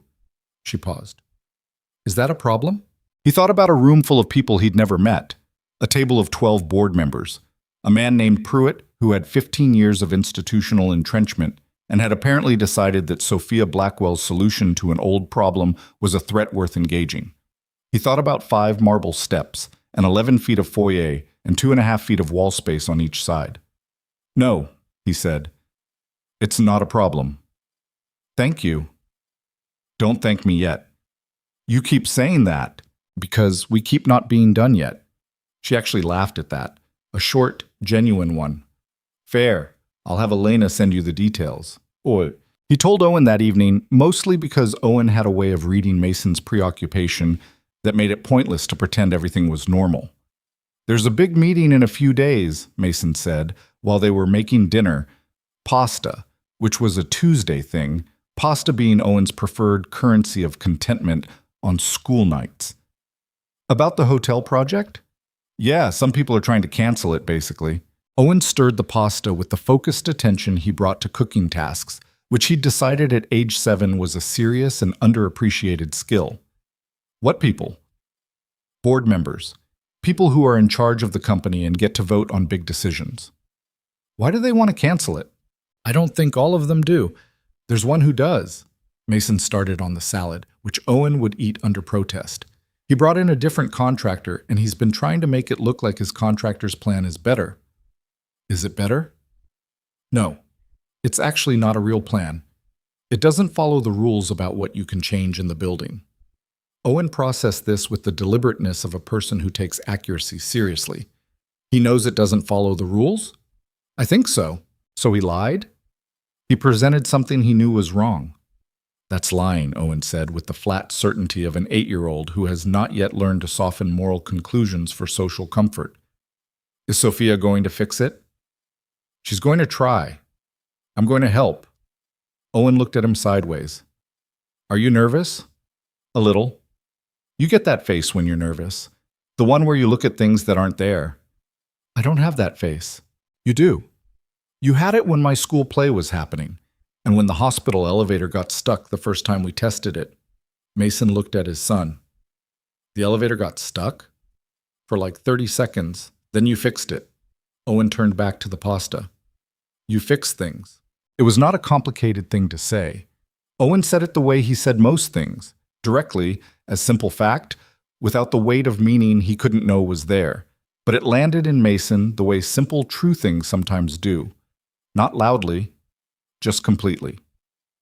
Yeah, Mason said. I try to. So you'll be fine, Owen said, and ladled pasta into 2 bowls with the confident finality of someone who has offered sufficient reassurance and is now ready to eat. The night before the board meeting, Sophia called at 9:30. I need to tell you something, she said, before tomorrow. Mason was in the workshop, which had become his default location for phone calls that required some measure of privacy.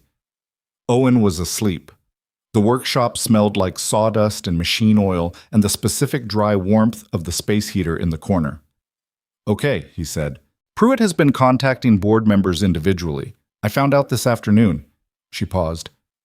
He's been suggesting that my support for your proposal is not entirely professional. The implication was the same one he'd heard 3 days ago, and he understood it better now, that Sophia's decision-making was compromised because she had a personal interest in Mason specifically, not just in the project. How many members did he contact? Mason asked. At least 4, possibly 6. Is it going to affect the vote? I don't know. Constance Adler called me directly to tell me about it, which I think means she found it distasteful enough to give me warning. That's something. She paused. I want you to know because you're going to be in that room tomorrow, and I want you to know what they might be thinking when they look at you. Mason was quiet for a moment. He turned his phone over in his hand, a habit he had with difficult conversations, some instinct to do something physical. Does it change the technical analysis? He said finally. Of course not. Then it doesn't change what I say tomorrow. Mason, he's trying to make the meeting about us instead of about the building, Mason said. If he can make it about us, then the technical facts become secondary to a conversation about your judgment, and he's been having that conversation since the beginning. The answer to that is to make it about the building. She was quiet for a moment. You make it sound straightforward. It's not straightforward, but it's the only play we have. I know. A pause. I want to ask you something, and I want you to answer it honestly. Okay? If this costs you the contract, if the board votes against the project because of what Pruitt is insinuating, are you going to regret getting involved? He looked at the workshop walls, at the shelves of materials and tools, and the battered field notebook sitting on the work table next to his annotated copy of the preservation schedule. At the photographs tacked above the bench, Owen at various ages, a couple of project sites, one from the Children's Hospital rooftop garden, a kid in a bright red wheelchair laughing at something just out of frame. No, he said. Why not? Because the work was worth doing regardless of what the board decides about it. He paused.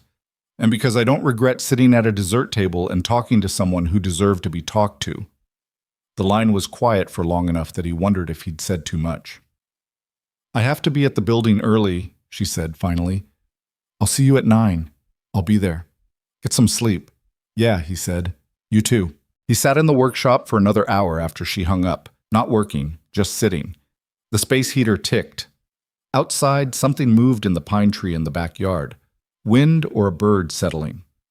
He thought about Pruitt and board members and the specific calculation of someone who uses institutions to do what he can't do openly, who puts a false document in front of a room full of people and waits to see if anyone checks. He thought about checking. He thought about 11 feet of foyer and what was possible in a space that 4 engineers had called impossible. Then he went to bed and slept badly, which was honest at least. The Blackwell Hospitality Group boardroom was on the 3rd floor. Same floor as Sophia's conference room, but at the other end of the building. It was larger and more formal. A long mahogany table, 12 chairs, a presentation screen at one end, tall windows looking out over King Street that filled the room with morning light. Mason arrived at 8:45. Elena Marsh met him in the lobby, took him upstairs, and put him in the conference room with coffee and the instruction that the board meeting would begin at 9 and someone would come for him when he was needed. He sat with his coffee and his folder of documentation and looked at the window. At 9:10, he heard voices from down the hall. The specific murmur of a meeting beginning, too muffled to make out words, but with a quality of tone that told you something was happening. He didn't try to interpret it. He checked his documentation one more time, which was the fourth time and therefore probably unnecessary, and he did it anyway. At 9:55, Elena opened the conference room door. "They're ready for you." He picked up his folder and went. The boardroom had 12 people in it. He didn't know most of them. He'd looked them up in the company's public filings, but faces and names had only partially connected. Sophia was at the near end of the table, and she looked up when he came in with an expression that was completely professional and gave him nothing to work with. Which was probably right. Pruitt was easy to identify because he was the person who looked at Mason the way people look at things they've already decided about. He was 63 and broad-shouldered and had the comfortable authority of a man who had sat in important rooms for a long time and had stopped wondering whether he deserved to be there. "Mr. Carter," said a woman at the center of the table. She introduced herself as the board chair, a woman named Margaret Ewan, who had the unhurried quality of someone who does not feel threatened by complicated situations. "Thank you for joining us. We have some technical questions." "Of course," Mason said. He sat in the chair Elena had placed at the side of the table, slightly away from the main seating, the contractor's position, clearly not a board member's chair. He was fine with that. Margaret Ewan walked him through the foyer lift proposal methodically. He answered each question directly. Load analysis, lift mechanism, preservation board correspondence, installation timeline, cost comparison. He'd given enough technical presentations over the years that the format was familiar. State the fact. State the evidence. Don't editorialize. Stop when you've said the thing. 3 board members asked follow-up questions that were genuine. They wanted to understand the engineering. One woman, Constance Adler, asked specifically about the guest experience at the Hartwell under the current configuration versus the proposed one. Mason described both plainly. He didn't embellish the inadequacy of the current setup. He didn't need to. Then Pruitt spoke. He had a way of speaking that filled a room without seeming to raise his voice. A cultivated authority that Mason recognized as a thing learned, not natural. "Mr. Carter," he said, "Carter Build is a 3-person contracting operation based in West Ashley. Would you say that's an accurate description?" 2 full-time employees and myself," Mason said, "plus regular subcontractors." "And what is Carter Build's annual revenue?" "That's not information I make public." Ballpark. "With respect, the financial scale of my company is separate from the technical merits of the proposal." Pruitt let the slight pause do its work. "The concern I want to put to the board is capacity. This is a 16-property renovation project. The timeline in the proposal assumes parallel work streams across multiple sites.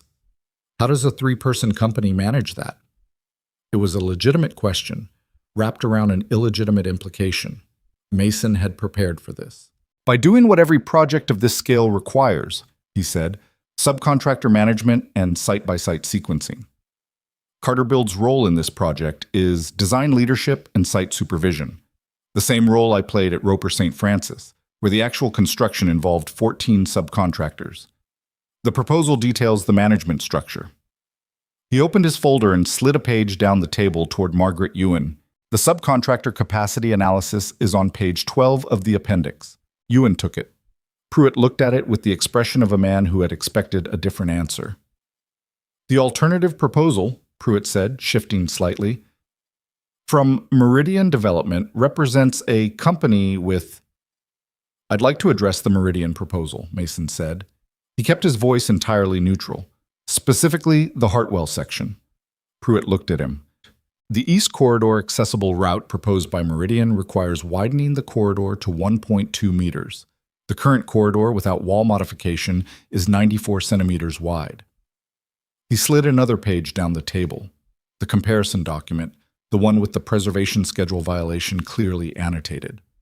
The East Corridor exterior wall is item 12, section 4 of the State Preservation Schedule. It is listed as a protected architectural element. The modification required by Meridian's plan is not permitted under the preservation agreement. The room was quiet. That's the agreement that governs the Hartwell renovation, Mason continued. The same agreement that Meridian's site assessment was conducted under. This isn't a technicality. It's the core constraint that all Hartwell proposals are required to work within. He stopped talking. He'd said the thing. Margaret Ewan looked at the annotated document. She looked at Pruitt.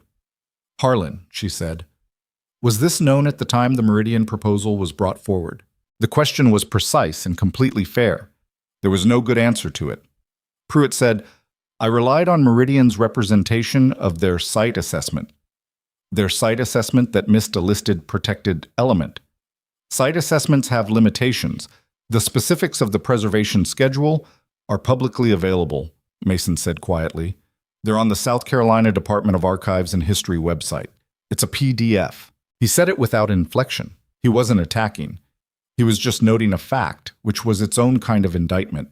The room had a different quality now. It wasn't loud.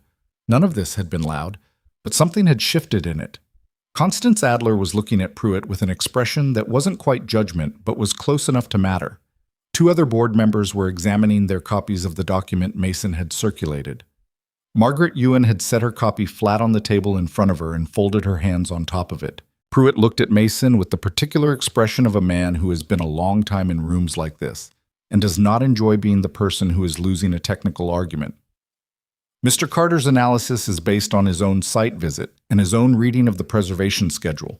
Both of these deserve independent verification before the board acts on them. "They've been independently verified," Sophia said. It was the first time she'd spoken since Mason had entered the room. Her voice was even and completely controlled. "The legal department reviewed both proposals against the preservation schedule 2 days ago. Their findings match Mr. Carter's analysis. The memo is in your board packet. It was sent last night." A pause while several board members looked at their packets. Pruitt had the board packet too. He hadn't mentioned the legal memo because he'd read it and there was nothing useful in it for him. Margaret Ewan looked at Sophia. "I want to clarify the governance review motion. Has it been formally proposed?" "It was filed as a prospective motion," Pruitt said, with slightly less conviction than he'd had 20 minutes ago.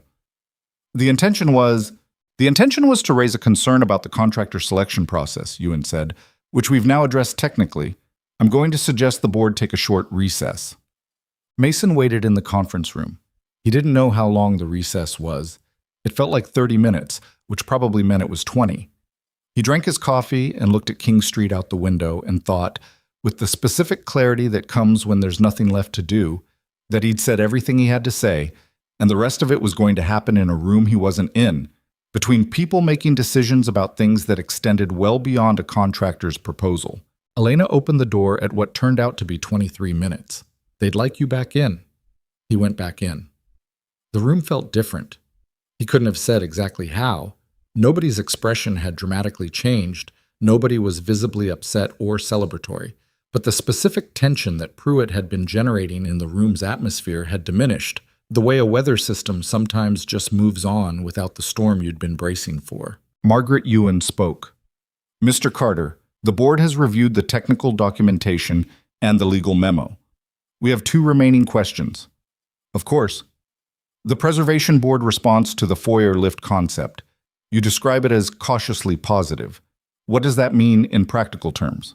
"It means they haven't approved it, but they've indicated they don't see the foyer lift as a violation of the agreement's intent. The formal approval process requires a submitted design package, which I can provide, and their standard review timeline of 45 to 60 days. There's no guarantee, but the preliminary response was substantively different from a rejection. And if they decline, then we revisit. There are secondary options for the Hartwell that are less elegant but workable. The foyer lift is the best solution. It's not the only one." Ewan nodded. Second question, the governance review motion. She looked down the table. "Given what's been presented today, has the concern that gave rise to it been adequately addressed?" She wasn't asking Mason. She was asking the room. 3 board members said yes in various forms. One abstained without comment. Pruitt said nothing at all, which was, Mason thought, a kind of answer. "The motion is withdrawn," Ewan said, looking at Pruitt with a particular quality of administrative finality. "And the board approves proceeding with Carter Bill's proposal through the Preservation Board review process. The Beaumont and the remaining 12 properties can proceed immediately." She looked at Mason. "Congratulations on your contract, Mr. Carter." "Thank you," he said. He shook hands around the table, firm, brief, the handshake of a professional who has completed a meeting and is ready to go work. When he got to Sophia, who was at the end of the table, she held his hand for half a second longer than required and looked at him with an expression he didn't try to interpret in front of 12 board members. He interpreted it later, in the parking garage 2 blocks from the office, sitting in his truck, not yet ready to start the engine. It had looked like, "We did that," not performed at him, not given as a compliment, just the acknowledgement of 2 people who had done something that was difficult and was now done. He sat with that for a moment. Then he started the truck. The weeks that followed were the ones he would remember most clearly later, for reasons that had nothing to do with the construction work. The work itself was consuming and good. The Beaumont renovation moved into its primary phase, which meant Mason was on site 3 days a week, managing the lift installation, the ramp redesign, the corridor fixture that had finally been moved after Gerald spent 2 weeks pretending it was more complicated than it was. The other properties were in various stages of assessment and design development. The Preservation Board submission for the Hartwell went in on a Thursday with a design package that Mason had spent 4 evenings finishing, and Okafor had reviewed and Carla Reyes had blessed from a preservation standpoint. Pruitt, as far as Mason could tell, had gone quiet. Whether that was a temporary quiet or a permanent one, he didn't know, and it wasn't his problem. What was his problem, in a way that wasn't a problem exactly, was that Sophia had started coming to the Beaumont site. Not every visit, not announced. But once or twice a week, in the mid-afternoon when he was usually reviewing the day's progress, her dark SUV would pull into the lot and she'd come in through the redesigned east entrance, the one that now arrived at the front desk, through the front door, no back corridor, no wrestling with heavy doors, and find him wherever he was. She never stayed long. An hour, sometimes less. She asked questions about the work, and he answered, and sometimes they looked at things together without talking about them. And sometimes he showed her something in progress. The lift chassis going in, the new vestibule configuration, a section of restored millwork. And she looked at it with the specific quality of attention that he'd come to associate with her noticing something that mattered. One afternoon she brought coffee. 2 cups, no announcement, just set one on the site table beside his drawings. He'd been on the phone with a supplier and he'd looked up and there it was. "Oat milk," she said when he got off the phone. "I assumed." "You assumed correctly. I have good assumptions." "You do," he said, and it came out more serious than he'd intended, and she looked at him for a moment and then looked at the drawings, and neither of them made anything of it. It was in the incremental accumulation of these small things, the afternoon visits, the oat milk, the way she'd started using his first name exclusively, where before she'd occasionally slipped back to formal address, the way she looked at the Beaumont's new east entrance with an expression he couldn't name but recognized as something personal, that Mason began to understand he was in a situation he hadn't planned for. He wasn't a person who fell into things. He'd been in a controlled fall since Claire died, which was its own kind of management, the careful administration of a life that had to keep functioning even when the person most central to it was gone. He'd managed it by keeping things simple. The work, Owen, the house in West Ashley, things he could see the whole shape of. This didn't have a simple shape. He wasn't sure it had a shape he could see yet. Owen saw it first, which was consistent with Owen's track record. It was a Saturday, 5 weeks into the Beaumont construction, and Mason was at the kitchen table with his laptop and site photos and a cold cup of coffee he kept forgetting to drink. Owen was on the living room floor doing something with Lego that involved substantial structural ambition and periodic engineering assessments delivered aloud to no one in particular. "You should ask her to dinner," Owen said. Mason looked up from his laptop. "What?" "Sophia." Owen didn't look up from the Lego. "You should ask her to dinner." "Owen, you're happy when you talk to her." He selected a piece with the focus of a surgeon. "Like, more than normal. You get that face." "I have a lot of faces, apparently." "This one's good." He placed the piece with satisfaction. You should ask her. Mason looked at his son. This person who was 8 years old and spoke in complete moral sentences and had spent his whole life watching his father hold things at a careful distance because that was the only way Mason had known to keep them. Who had never once complained about the particular smallness of the life they'd built, because he didn't know it was small, because to him it was just the life, and the life had good things in it. It's not that simple, Mason said. Why not? Because she's... He stopped. It's complicated. Owen looked at him for the first time in the conversation, with the direct assessment of a child who has not yet learned to be polite about what he sees. Dad, you found her a door. What? At the hotel. You figured out how she could go in the front door. He went back to his Lego. I think that probably matters to her. Mason was quiet for a long moment. The house held the specific silence of a Saturday afternoon. Neighborhood sounds, the pine tree in the backyard, the small mechanical clicks of Lego construction. When did you get so smart? He said finally. 3rd grade, Owen said without missing a beat. Ms. Alvarez says I have advanced reasoning. Ms. Alvarez is correct. He called Sophia that evening. He stood in the kitchen with his phone while Owen was in the bath making sound effects for a naval battle with 2 plastic boats, and he called her without letting himself think about it long enough to find a reason not to. She answered on the 3rd ring. Mason, are you busy Saturday? A pause. Which Saturday? Next one. I have a thing in the morning. After that, no. Owen and I are going to a place called Doyle's on Sullivan's Island for dinner. It's not fancy. It's good food, outside seating. It's accessible. I checked. He stopped. Realized he'd just said that. I checked, not because you're a person who checks things, she said. Yeah. That's a good reason. A pause on both sides. Owen's idea? She asked. Mostly. He made the argument. I concurred. She was quiet for a moment. He could hear something in the background of wherever she was. A TV, maybe, or music. Then she said, I'll be there. He breathed out. 6 o'clock? 6 o'clock. He hung up. From the bathroom, the naval battle reached what sounded like a decisive engagement, accompanied by enthusiastic sound effects and the sloshing of significant quantities of bathwater. Owen, Mason called, you're mopping that up. The Admiral commands the sea, Owen announced. The Admiral is cleaning the bathroom floor. A pause. The Admiral accepts these terms. Mason leaned against the kitchen counter and looked at the room.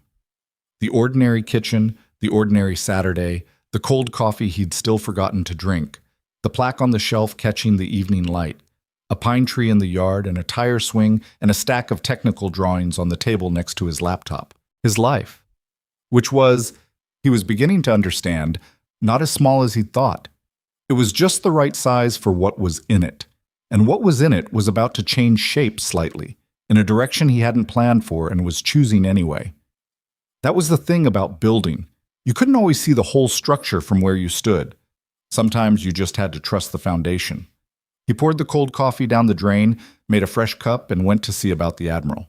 Doyle's on Sullivan's Island was exactly what Mason had described, and nothing more than that. Picnic tables on a covered deck, string lights strung between posts with the casual permanence of lights that had survived enough coastal storms to earn their place, a menu written on a chalkboard that changed depending on what had come in that day. The kind of place that didn't try to be anything except what it was. Sophia arrived at 6:02 in the dark SUV, which she parked in the lot adjacent to the deck. Mason and Owen were already there, at a table near the railing where you could hear the water. Owen had been strategically positioned facing the door, which Mason had noticed and not commented on. When she came across the deck, the surface was level, the tables arranged with enough space that it wasn't an afterthought. Owen raised his hand in a formal wave. Not a child's wave, a deliberate one, like someone flagging a colleague at a conference. Sophia raised her hand back with equal seriousness. You're 2 minutes late, Owen announced when she reached the table. Owen, Mason started. I'm aware, she said, settling at the end of the table. There was a bridge situation. The connector bridge. It backs up on weekends. Owen nodded. I factored that in, but Dad said not to tell you about it in advance. Sophia looked at Mason. Did he? I said it might make her feel she was being managed, Mason said, with the dignity of a man whose 8-year-old has just fully exposed his thought process. You were managing me? I was adjusting expectations. Those are different. Interesting distinction. She looked at the chalkboard menu. What's good here? Everything, Owen said, but specifically the grouper sandwich if they have it, and they usually have it on Saturdays. They had it. Owen ordered it with the satisfaction of a man whose research had paid off. Sophia ordered it on Owen's recommendation, which Owen received as a serious professional compliment. Mason ordered it because at this point the decision had essentially been made for the whole table. What happened over the next 2 hours was not dramatic. It was, in fact, the opposite of dramatic. Dinner at a picnic table, paper napkins, the sound of water under the deck, Owen talking about his science project's latest iteration, which had expanded from bridge construction into a broader investigation of load distribution that his teacher had described as honestly kind of advanced for 3rd grade, which is both impressive and slightly disruptive to the curriculum. Sophia asked Owen questions about the load distribution. Real questions, the kind that took the subject seriously. Owen answered them with escalating enthusiasm, and at one point retrieved a folded piece of graph paper from his jacket pocket.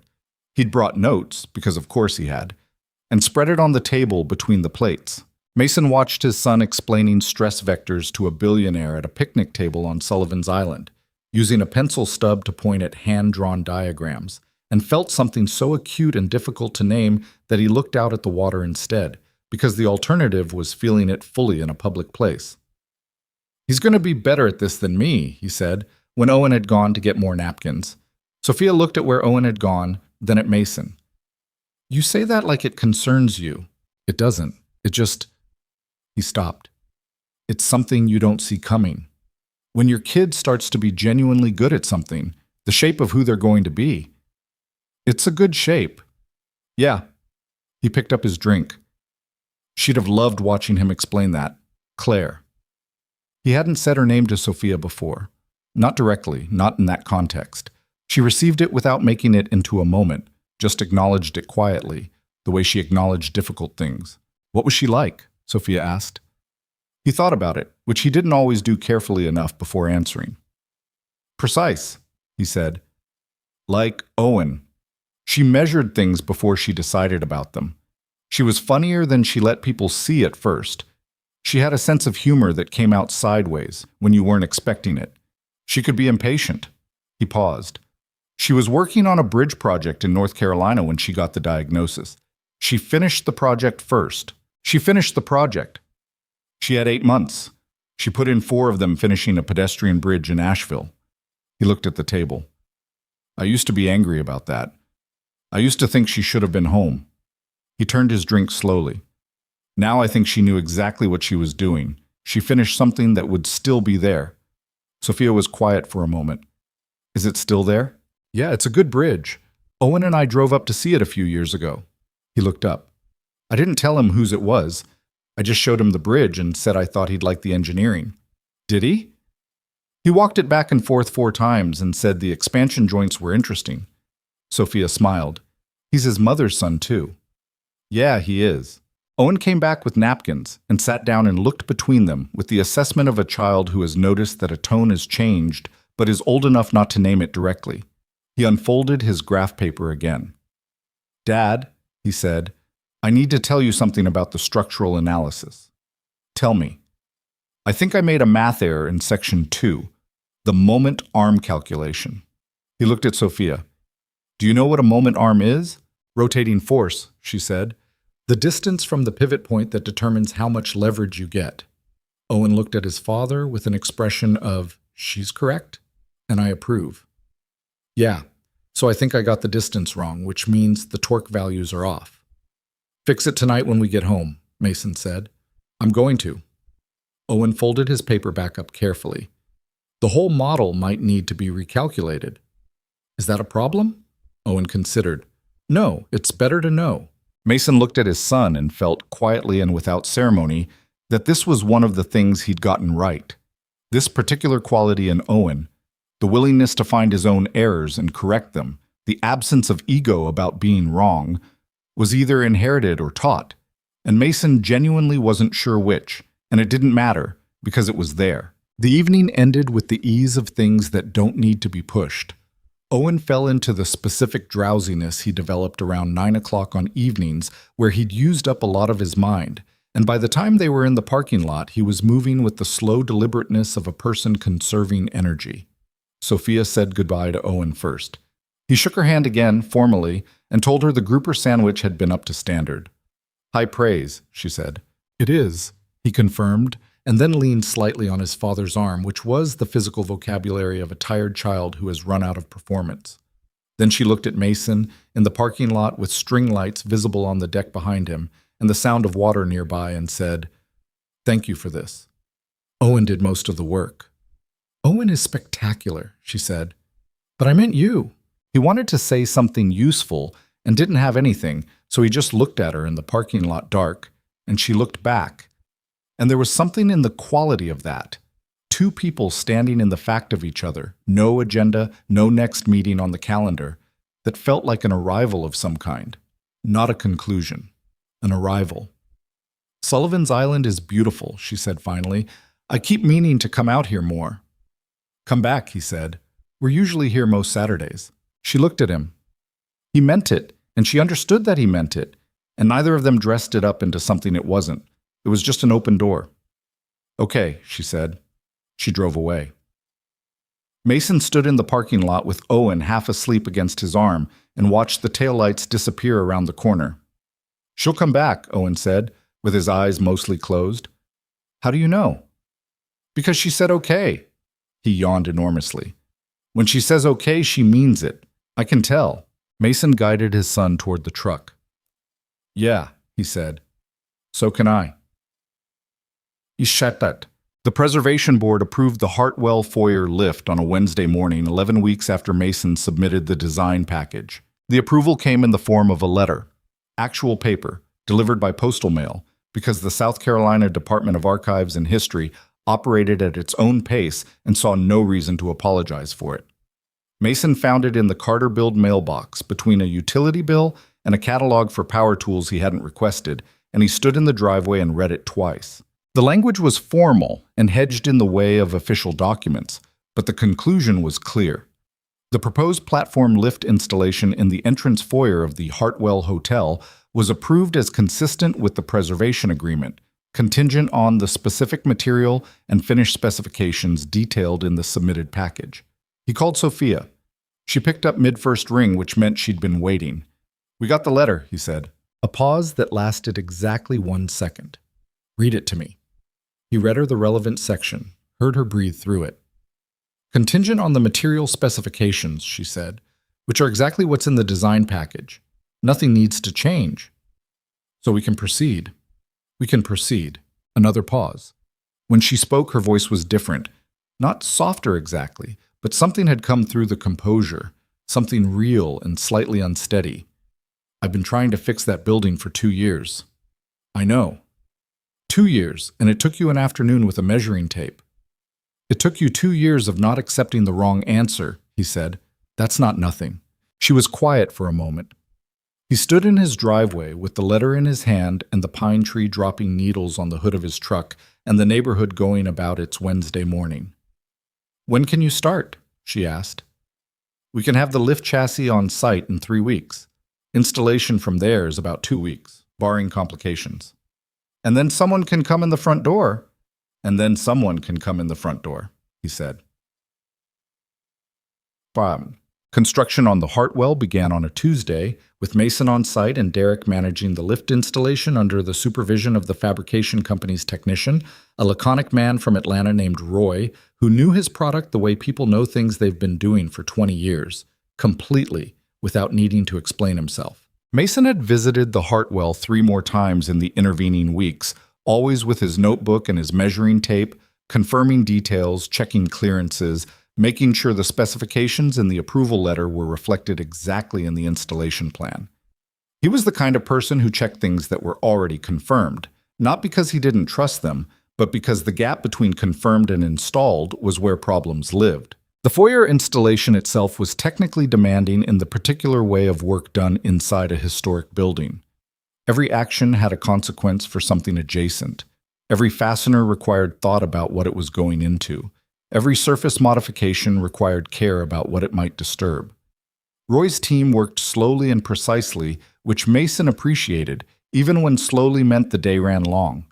Sophia came on the third day of installation. She came in through the main entrance the way she always did now. Through the front door, up the ramp that Mason had added to the exterior approach in the first week, temporary while the lift was being installed, the minimum required to allow access during construction.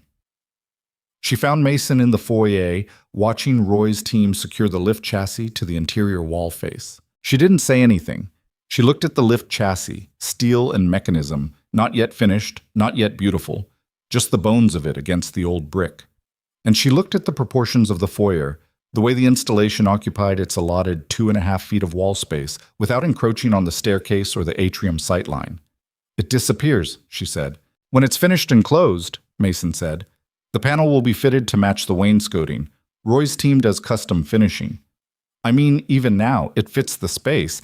It's not an addition that says this is where the accommodation is. It just fits. That's the point." She looked at him. "I know that's the point. I'm saying you achieved it." She paused. "The last contractor who proposed a lift solution gave me a brochure for a standard residential model in beige." Beige. Industrial beige. In an 1887 atrium. In an 1887 atrium. She looked back at the chassis.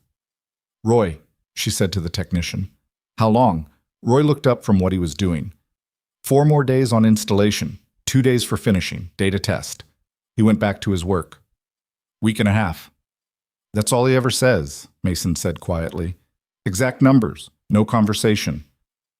"I like him," Sophia said. Treta. A week and a half later, on a Thursday afternoon, the Hartwell foyer lift was operational. Roy tested it 6 times with varying loads, documented each test, signed off on his company's certification, and packed his tools with the efficiency of a man who had finished a job and was thinking about the next one. Mason tested it himself afterward, stood on the platform, pressed the control, felt the smooth mechanical ascent carry him from the foyer entrance level to the atrium marble floor. It took 11 seconds. The motor was quiet. The platform stopped level with the atrium floor with the precision of good engineering.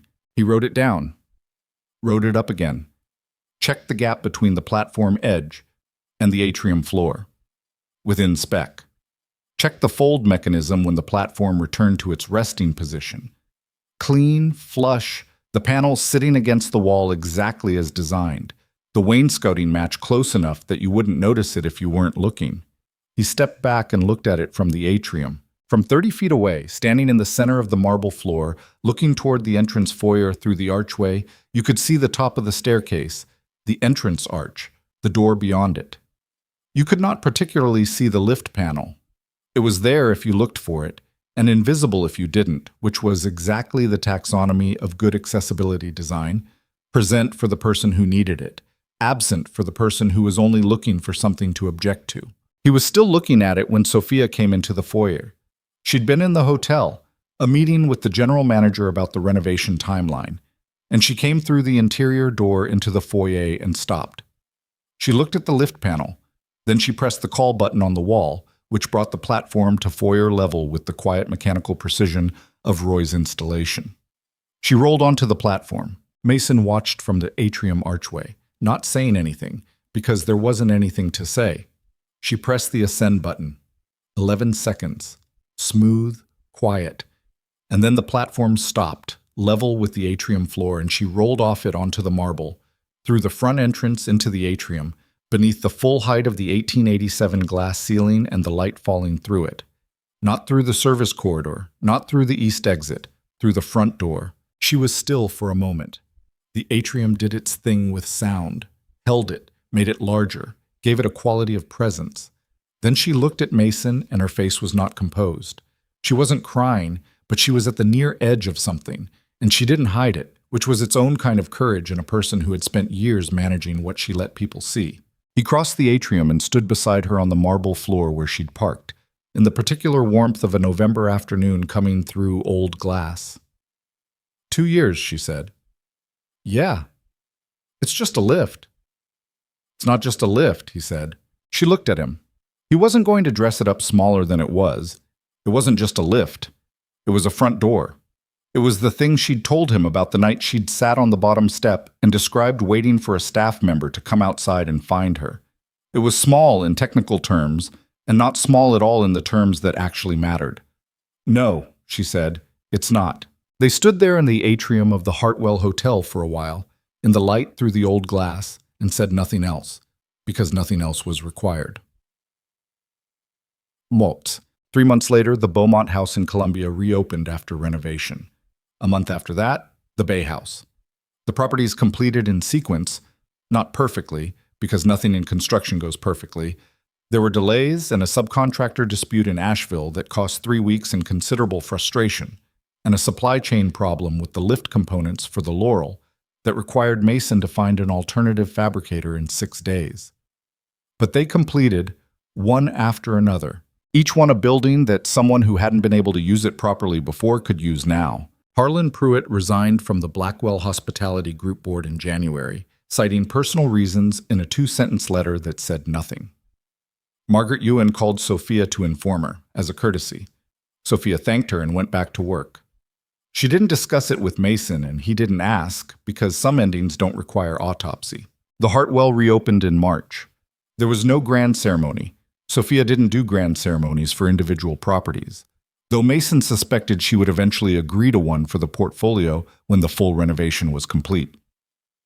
The reopening was a Thursday, and the first guest through the new accessible entrance was an older woman in a power chair who was in Savannah for a conference and had specifically booked the Hartwell because a colleague had told her the accessible route was the front entrance. The woman went up the ramp and onto the lift platform and through the archway into the atrium and looked up at the glass ceiling and said, to no one in particular, "Oh, this is beautiful." Mason was not there.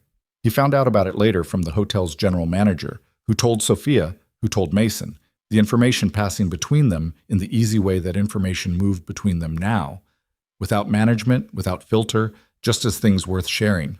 The Carter Build contract with Blackwell Hospitality Group included a 2-year maintenance and modification agreement following renovation completion. It was by any measure the largest sustained contract in the company's history. Derek and Phil both received raises that they accepted with the particular grace of people who knew they were overdue. Mason hired a project coordinator named Vera, who was 30 years old and had a construction management degree, and an impatience with inefficiency that reminded him, slightly, of someone he knew. Vera met Sophia once, early on, and came back to the workshop and told Mason that his client was the most focused person she'd ever encountered in a room, which Mason filed as accurate. "She's not really just a client," Derek said when Vera was out of earshot. "She's the client," Mason said. "She's at the Beaumont site twice a week. She has a professional interest in the renovation progress. She brought you lunch on Tuesday. She was already getting lunch. For 2 people, Derek said. She got lunch for 2 people. Mason looked at the spec sheet he'd been reviewing, which had been reviewed enough that the looking was purely decorative at this point. "Derek, I'm just noting." "Noted. Go check the millwork measurement in the north corridor." Derek went, with the expression of someone who has made his point and is content to let it land. It had landed, which Derek probably knew, because Derek was not as obtuse as he sometimes pretended. The thing about building something alongside someone, Mason had found, was that you ended up knowing them in a particular way. You saw how they handled problems, not the professional version of handling problems, but the unedited one. You saw what they did when a solution failed. You saw what they cared enough about to fight for and what they let go. You saw the gap between how they presented themselves and how they actually were, and either the gap was manageable or it wasn't. With Sophia, the gap was small. She was harder than she looked and less composed than she appeared, and she was impatient in ways she'd learned to control and direct, rather than eliminate. She was occasionally wrong and almost always willing to say so once the evidence was in. She had opinions about construction timelines that were sometimes unrealistic, and she knew they were unrealistic, and she expressed them anyway because she was an optimist underneath the precision. which surprised him when he first understood it, and then didn't surprise him at all. She came to the West Ashley house for the first time on a Sunday in February, brought there by Owen's extended and elaborately casual campaign of invitation that had eventually become impossible to deflect. She parked in the driveway, and Owen met her at the door and gave her the house tour with the proprietary pride of someone showing a friend something that matters to them. "This is the kitchen," Owen said. "The dishwasher makes a sound, but Dad says it's fine." "It's fine," Mason confirmed, from the kitchen. "This is the shelf with the plaque from the hospital thing," Owen pointed. "And that's me at age 5. I had sand on my face because I fell." "Strategically placed," Sophia said. "It was not strategic. I was 5. He moved on. "This is the backyard. The tire swing squeaks, but it holds." She looked at the backyard, the pine tree, the tire swing, the small patio with 2 chairs that needed repainting, the ordinary evidence of a life lived out here. "It's good," she said, and meant it without qualification. They had dinner. Pasta. Because Owen had campaigned for pasta on the grounds that it was a Tuesday thing, but could be adapted for Sundays in exceptional circumstances, and this was an exceptional circumstance. Sophia helped, which Owen had not invited and Mason had not expected, but she clearly knew her way around a kitchen, and she occupied the space without asking permission and without over-explaining herself, which was exactly the right way to be in someone else's house. After dinner, Owen fell asleep on the couch with the television on low, a nature documentary about deep-sea creatures that he'd been watching for about 4 minutes before losing the battle with Saturday's accumulated activity. Mason turned the volume down further and left him, and found Sophia in the kitchen, washing the pots. "You don't need to do that," he said. "I know." She handed him a pot to dry. "Do it anyway." He took it. They worked in the kitchen in the comfortable quiet of people who have been in many situations together and no longer need to fill silence to justify their presence in it. "He put his shoes outside the door when he came in," she said. "He always does that. Claire did that. He picked it up from her somehow, even though he was 2 when she—" Mason set the pot on the rack. "Some things just transmit." "Yeah." She rinsed the last pan, turned off the tap, dried her hands on the dish towel hanging from the oven handle, which was where the dish towel always was in this kitchen. "Mason." "Yeah." She turned to look at him.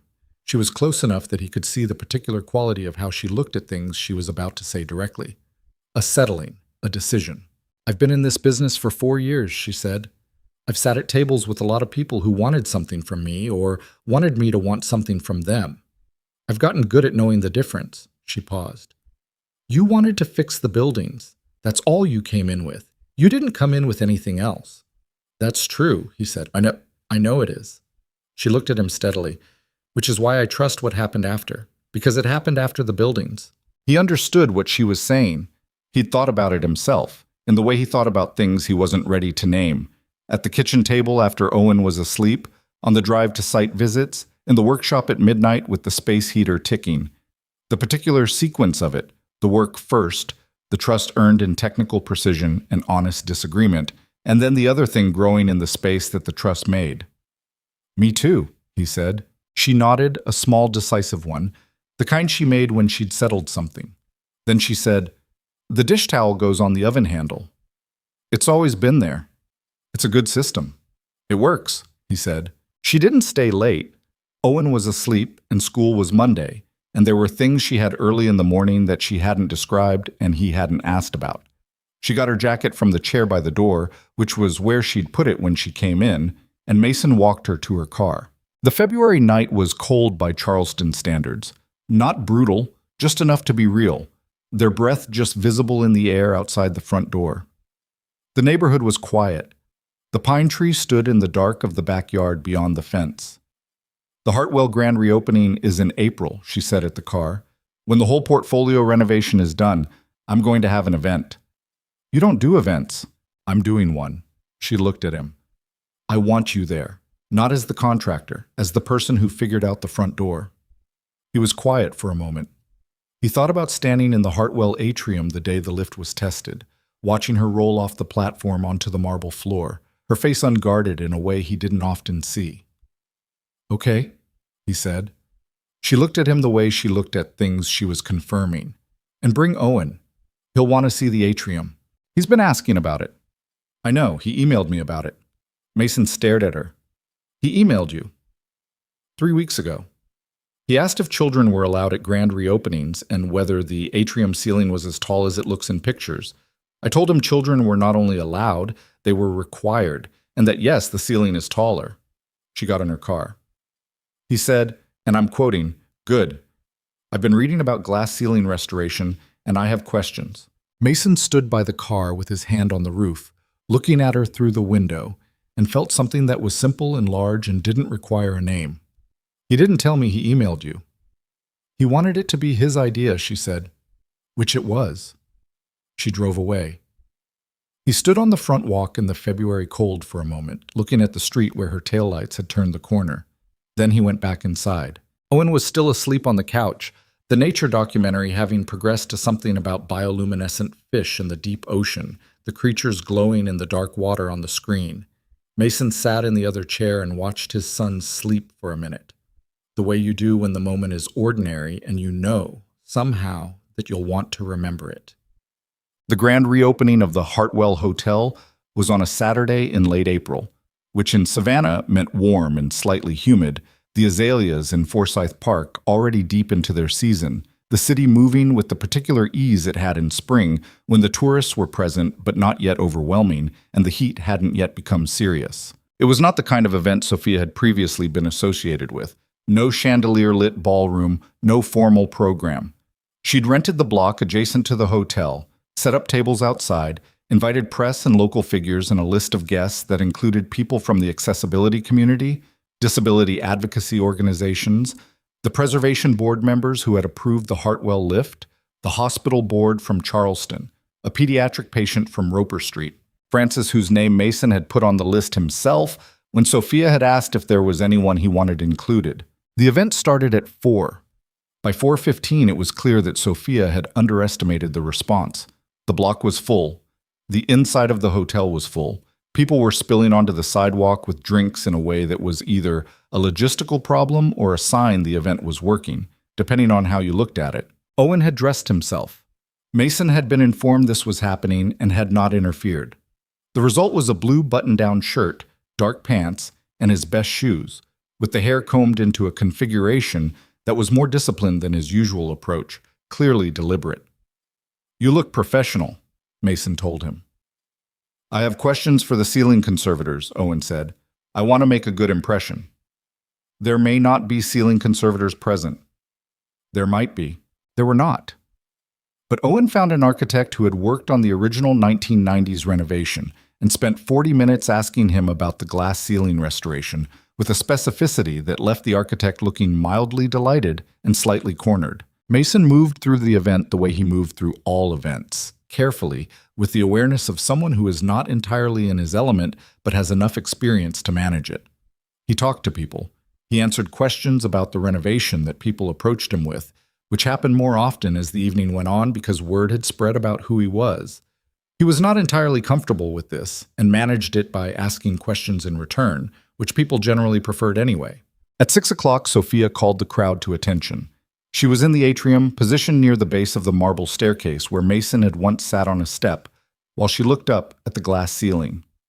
The crowd gathered in the atrium and spilled through the archway into the foyer, and the space did what it had always done with sound, held it, elevated it, made it matter. She spoke without notes. She talked about the hotel, about what it had been, and what it had become. She talked about the renovation portfolio, not with corporate language, but in terms of what it meant for people. The guests at the Bay House, who could now get from the parking area to the lobby without navigating a gravel path. The couple at the Beaumont who had rescheduled their anniversary stay when they heard the accessible routes had been redesigned. Small things that were not small. She talked about the Hartwell, about 2 years of trying and 4 engineers and a problem that required someone to look at 11 feet of foyer rather than the atrium beyond it. She didn't tell the whole story. She didn't tell the board meeting story, or the coffee shop story, or the eclair theory. She was too private for that, and it wasn't the right room for it. But she said, clearly and without hedging, the person who solved this problem didn't solve it because it was profitable to do so, or because he was looking for a larger contract. He solved it because he looked at a space and saw what it was actually doing to people, and he decided that wasn't good enough. She looked at Mason across the atrium, through the crowd. "Mason Carter, come up here." He didn't want to. This was not a guess on her part. She knew he didn't want to, and she'd asked anyway, which meant she'd decided it was important enough to ask for something she knew he'd have to work for. He moved through the crowd, which parted in the slightly awkward way of crowds that aren't quite sure what's happening, and stood beside her in the center of the atrium marble floor. The crowd was quiet. The atrium held the quiet and made it larger. Sophia handed him a small framed document, the Preservation Board's approval letter, matted and framed. "Thank you," she said, and she was not performing it. It was not for the crowd. It was just the thing she meant. He took it. He looked at it. He looked at her. He was aware of approximately 300 people watching them, which was information he set aside because it was not the relevant information. "It's a good building," he said, which was not a speech and was not meant to be. It was what he had to say, which was that the building was worth what had been put into it, that the problem had been worth solving, that some things deserved the effort they cost. The applause started somewhere at the back and moved through the crowd, and the atrium caught it and gave it back amplified. The way old buildings give back what you put into them if the acoustics are right and the structure is sound. Owen was near the front of the crowd. He was clapping with the focused intensity of someone for whom applause is a precision activity. When Mason looked at him, Owen gave him a single decisive nod, the nod of a small person for whom this outcome was always the expected one. Later, after the speeches, after the crowd had returned to the tables outside, after the architect Owen had cornered had escaped to the bar, Mason found Sophia in the foyer, not by plan, just the random navigation of a large event bringing two people to the same place. She was looking at the lift panel, closed and flush against the wainscoting. From where they stood, it was nearly invisible. Nearly. "You know what I keep thinking about?" she said. "What?" "That first meeting, in my conference room." She looked at the panel. "You said the overview is what people give you when they don't want to solve the problem, that the details are where the answer lives." "I remember. I'd been getting overviews for 2 years. She looked at him. "About this building. About a lot of things." He understood what she meant because she wasn't only talking about the building, and they both knew it. "Details are harder," he said. "Yes." She looked at the lift panel. "But they're the thing that's actually there." Owen appeared from around the corner of the foyer with a plate that contained what appeared to be 3 small desserts and the focused expression of someone executing a plan. "I got extras," he announced, "in case anyone didn't get one." "In case," Mason said. "Exactly." Owen held the plate toward Sophia. "They have eclairs." She looked at the plate, then at Owen, then at Mason, with an expression that contained something warm and slightly undone, the expression of a person who has been reached by something simple in a way they hadn't expected to be. "Of course they do," she said. She took an eclair. Owen took one. Mason took the third, which he suspected had been the plan all along. They stood in the foyer of the Hartwell Hotel, the 3 of them, on the marble tile, beneath the entrance arch, in the light coming through the old glass from the atrium beyond, and 8 eclairs in the easy way of people who have been through something real together and come out the other side still standing. "Theory confirmed," Owen said with satisfaction. "It keeps confirming," Sophia said. "That's how good theories work." Owen finished his eclair and examined the empty plate with the philosophical acceptance of one who has consumed what was available. "Dad says some things you just have to keep checking." "He's right," Sophia said, and she wasn't talking about eclairs. Mason looked at the lift panel, closed and flush. At the archway to the atrium beyond it, the marble catching the late afternoon light through the glass ceiling, the 1887 ironwork balconies rising floor by floor above. At his son, who was already asking about the structural properties of the entrance arch. At the woman beside him, who had sat alone at a dessert table at a gala 8 months ago and accepted a conversation with a contractor and a kid who had no filter, and had decided, somewhere in the 40 minutes that followed, that honest contact was worth the risk. He thought about what gets built in the right sequence. The work first, because the work is what you can trust. Then the trust, because you've seen each other in the honest places. Under pressure, in the dark of a workshop at midnight, in a coffee shop while rain came down. Then whatever comes after trust, which doesn't always have a name and doesn't need one. He thought about a front door and what it means to have one.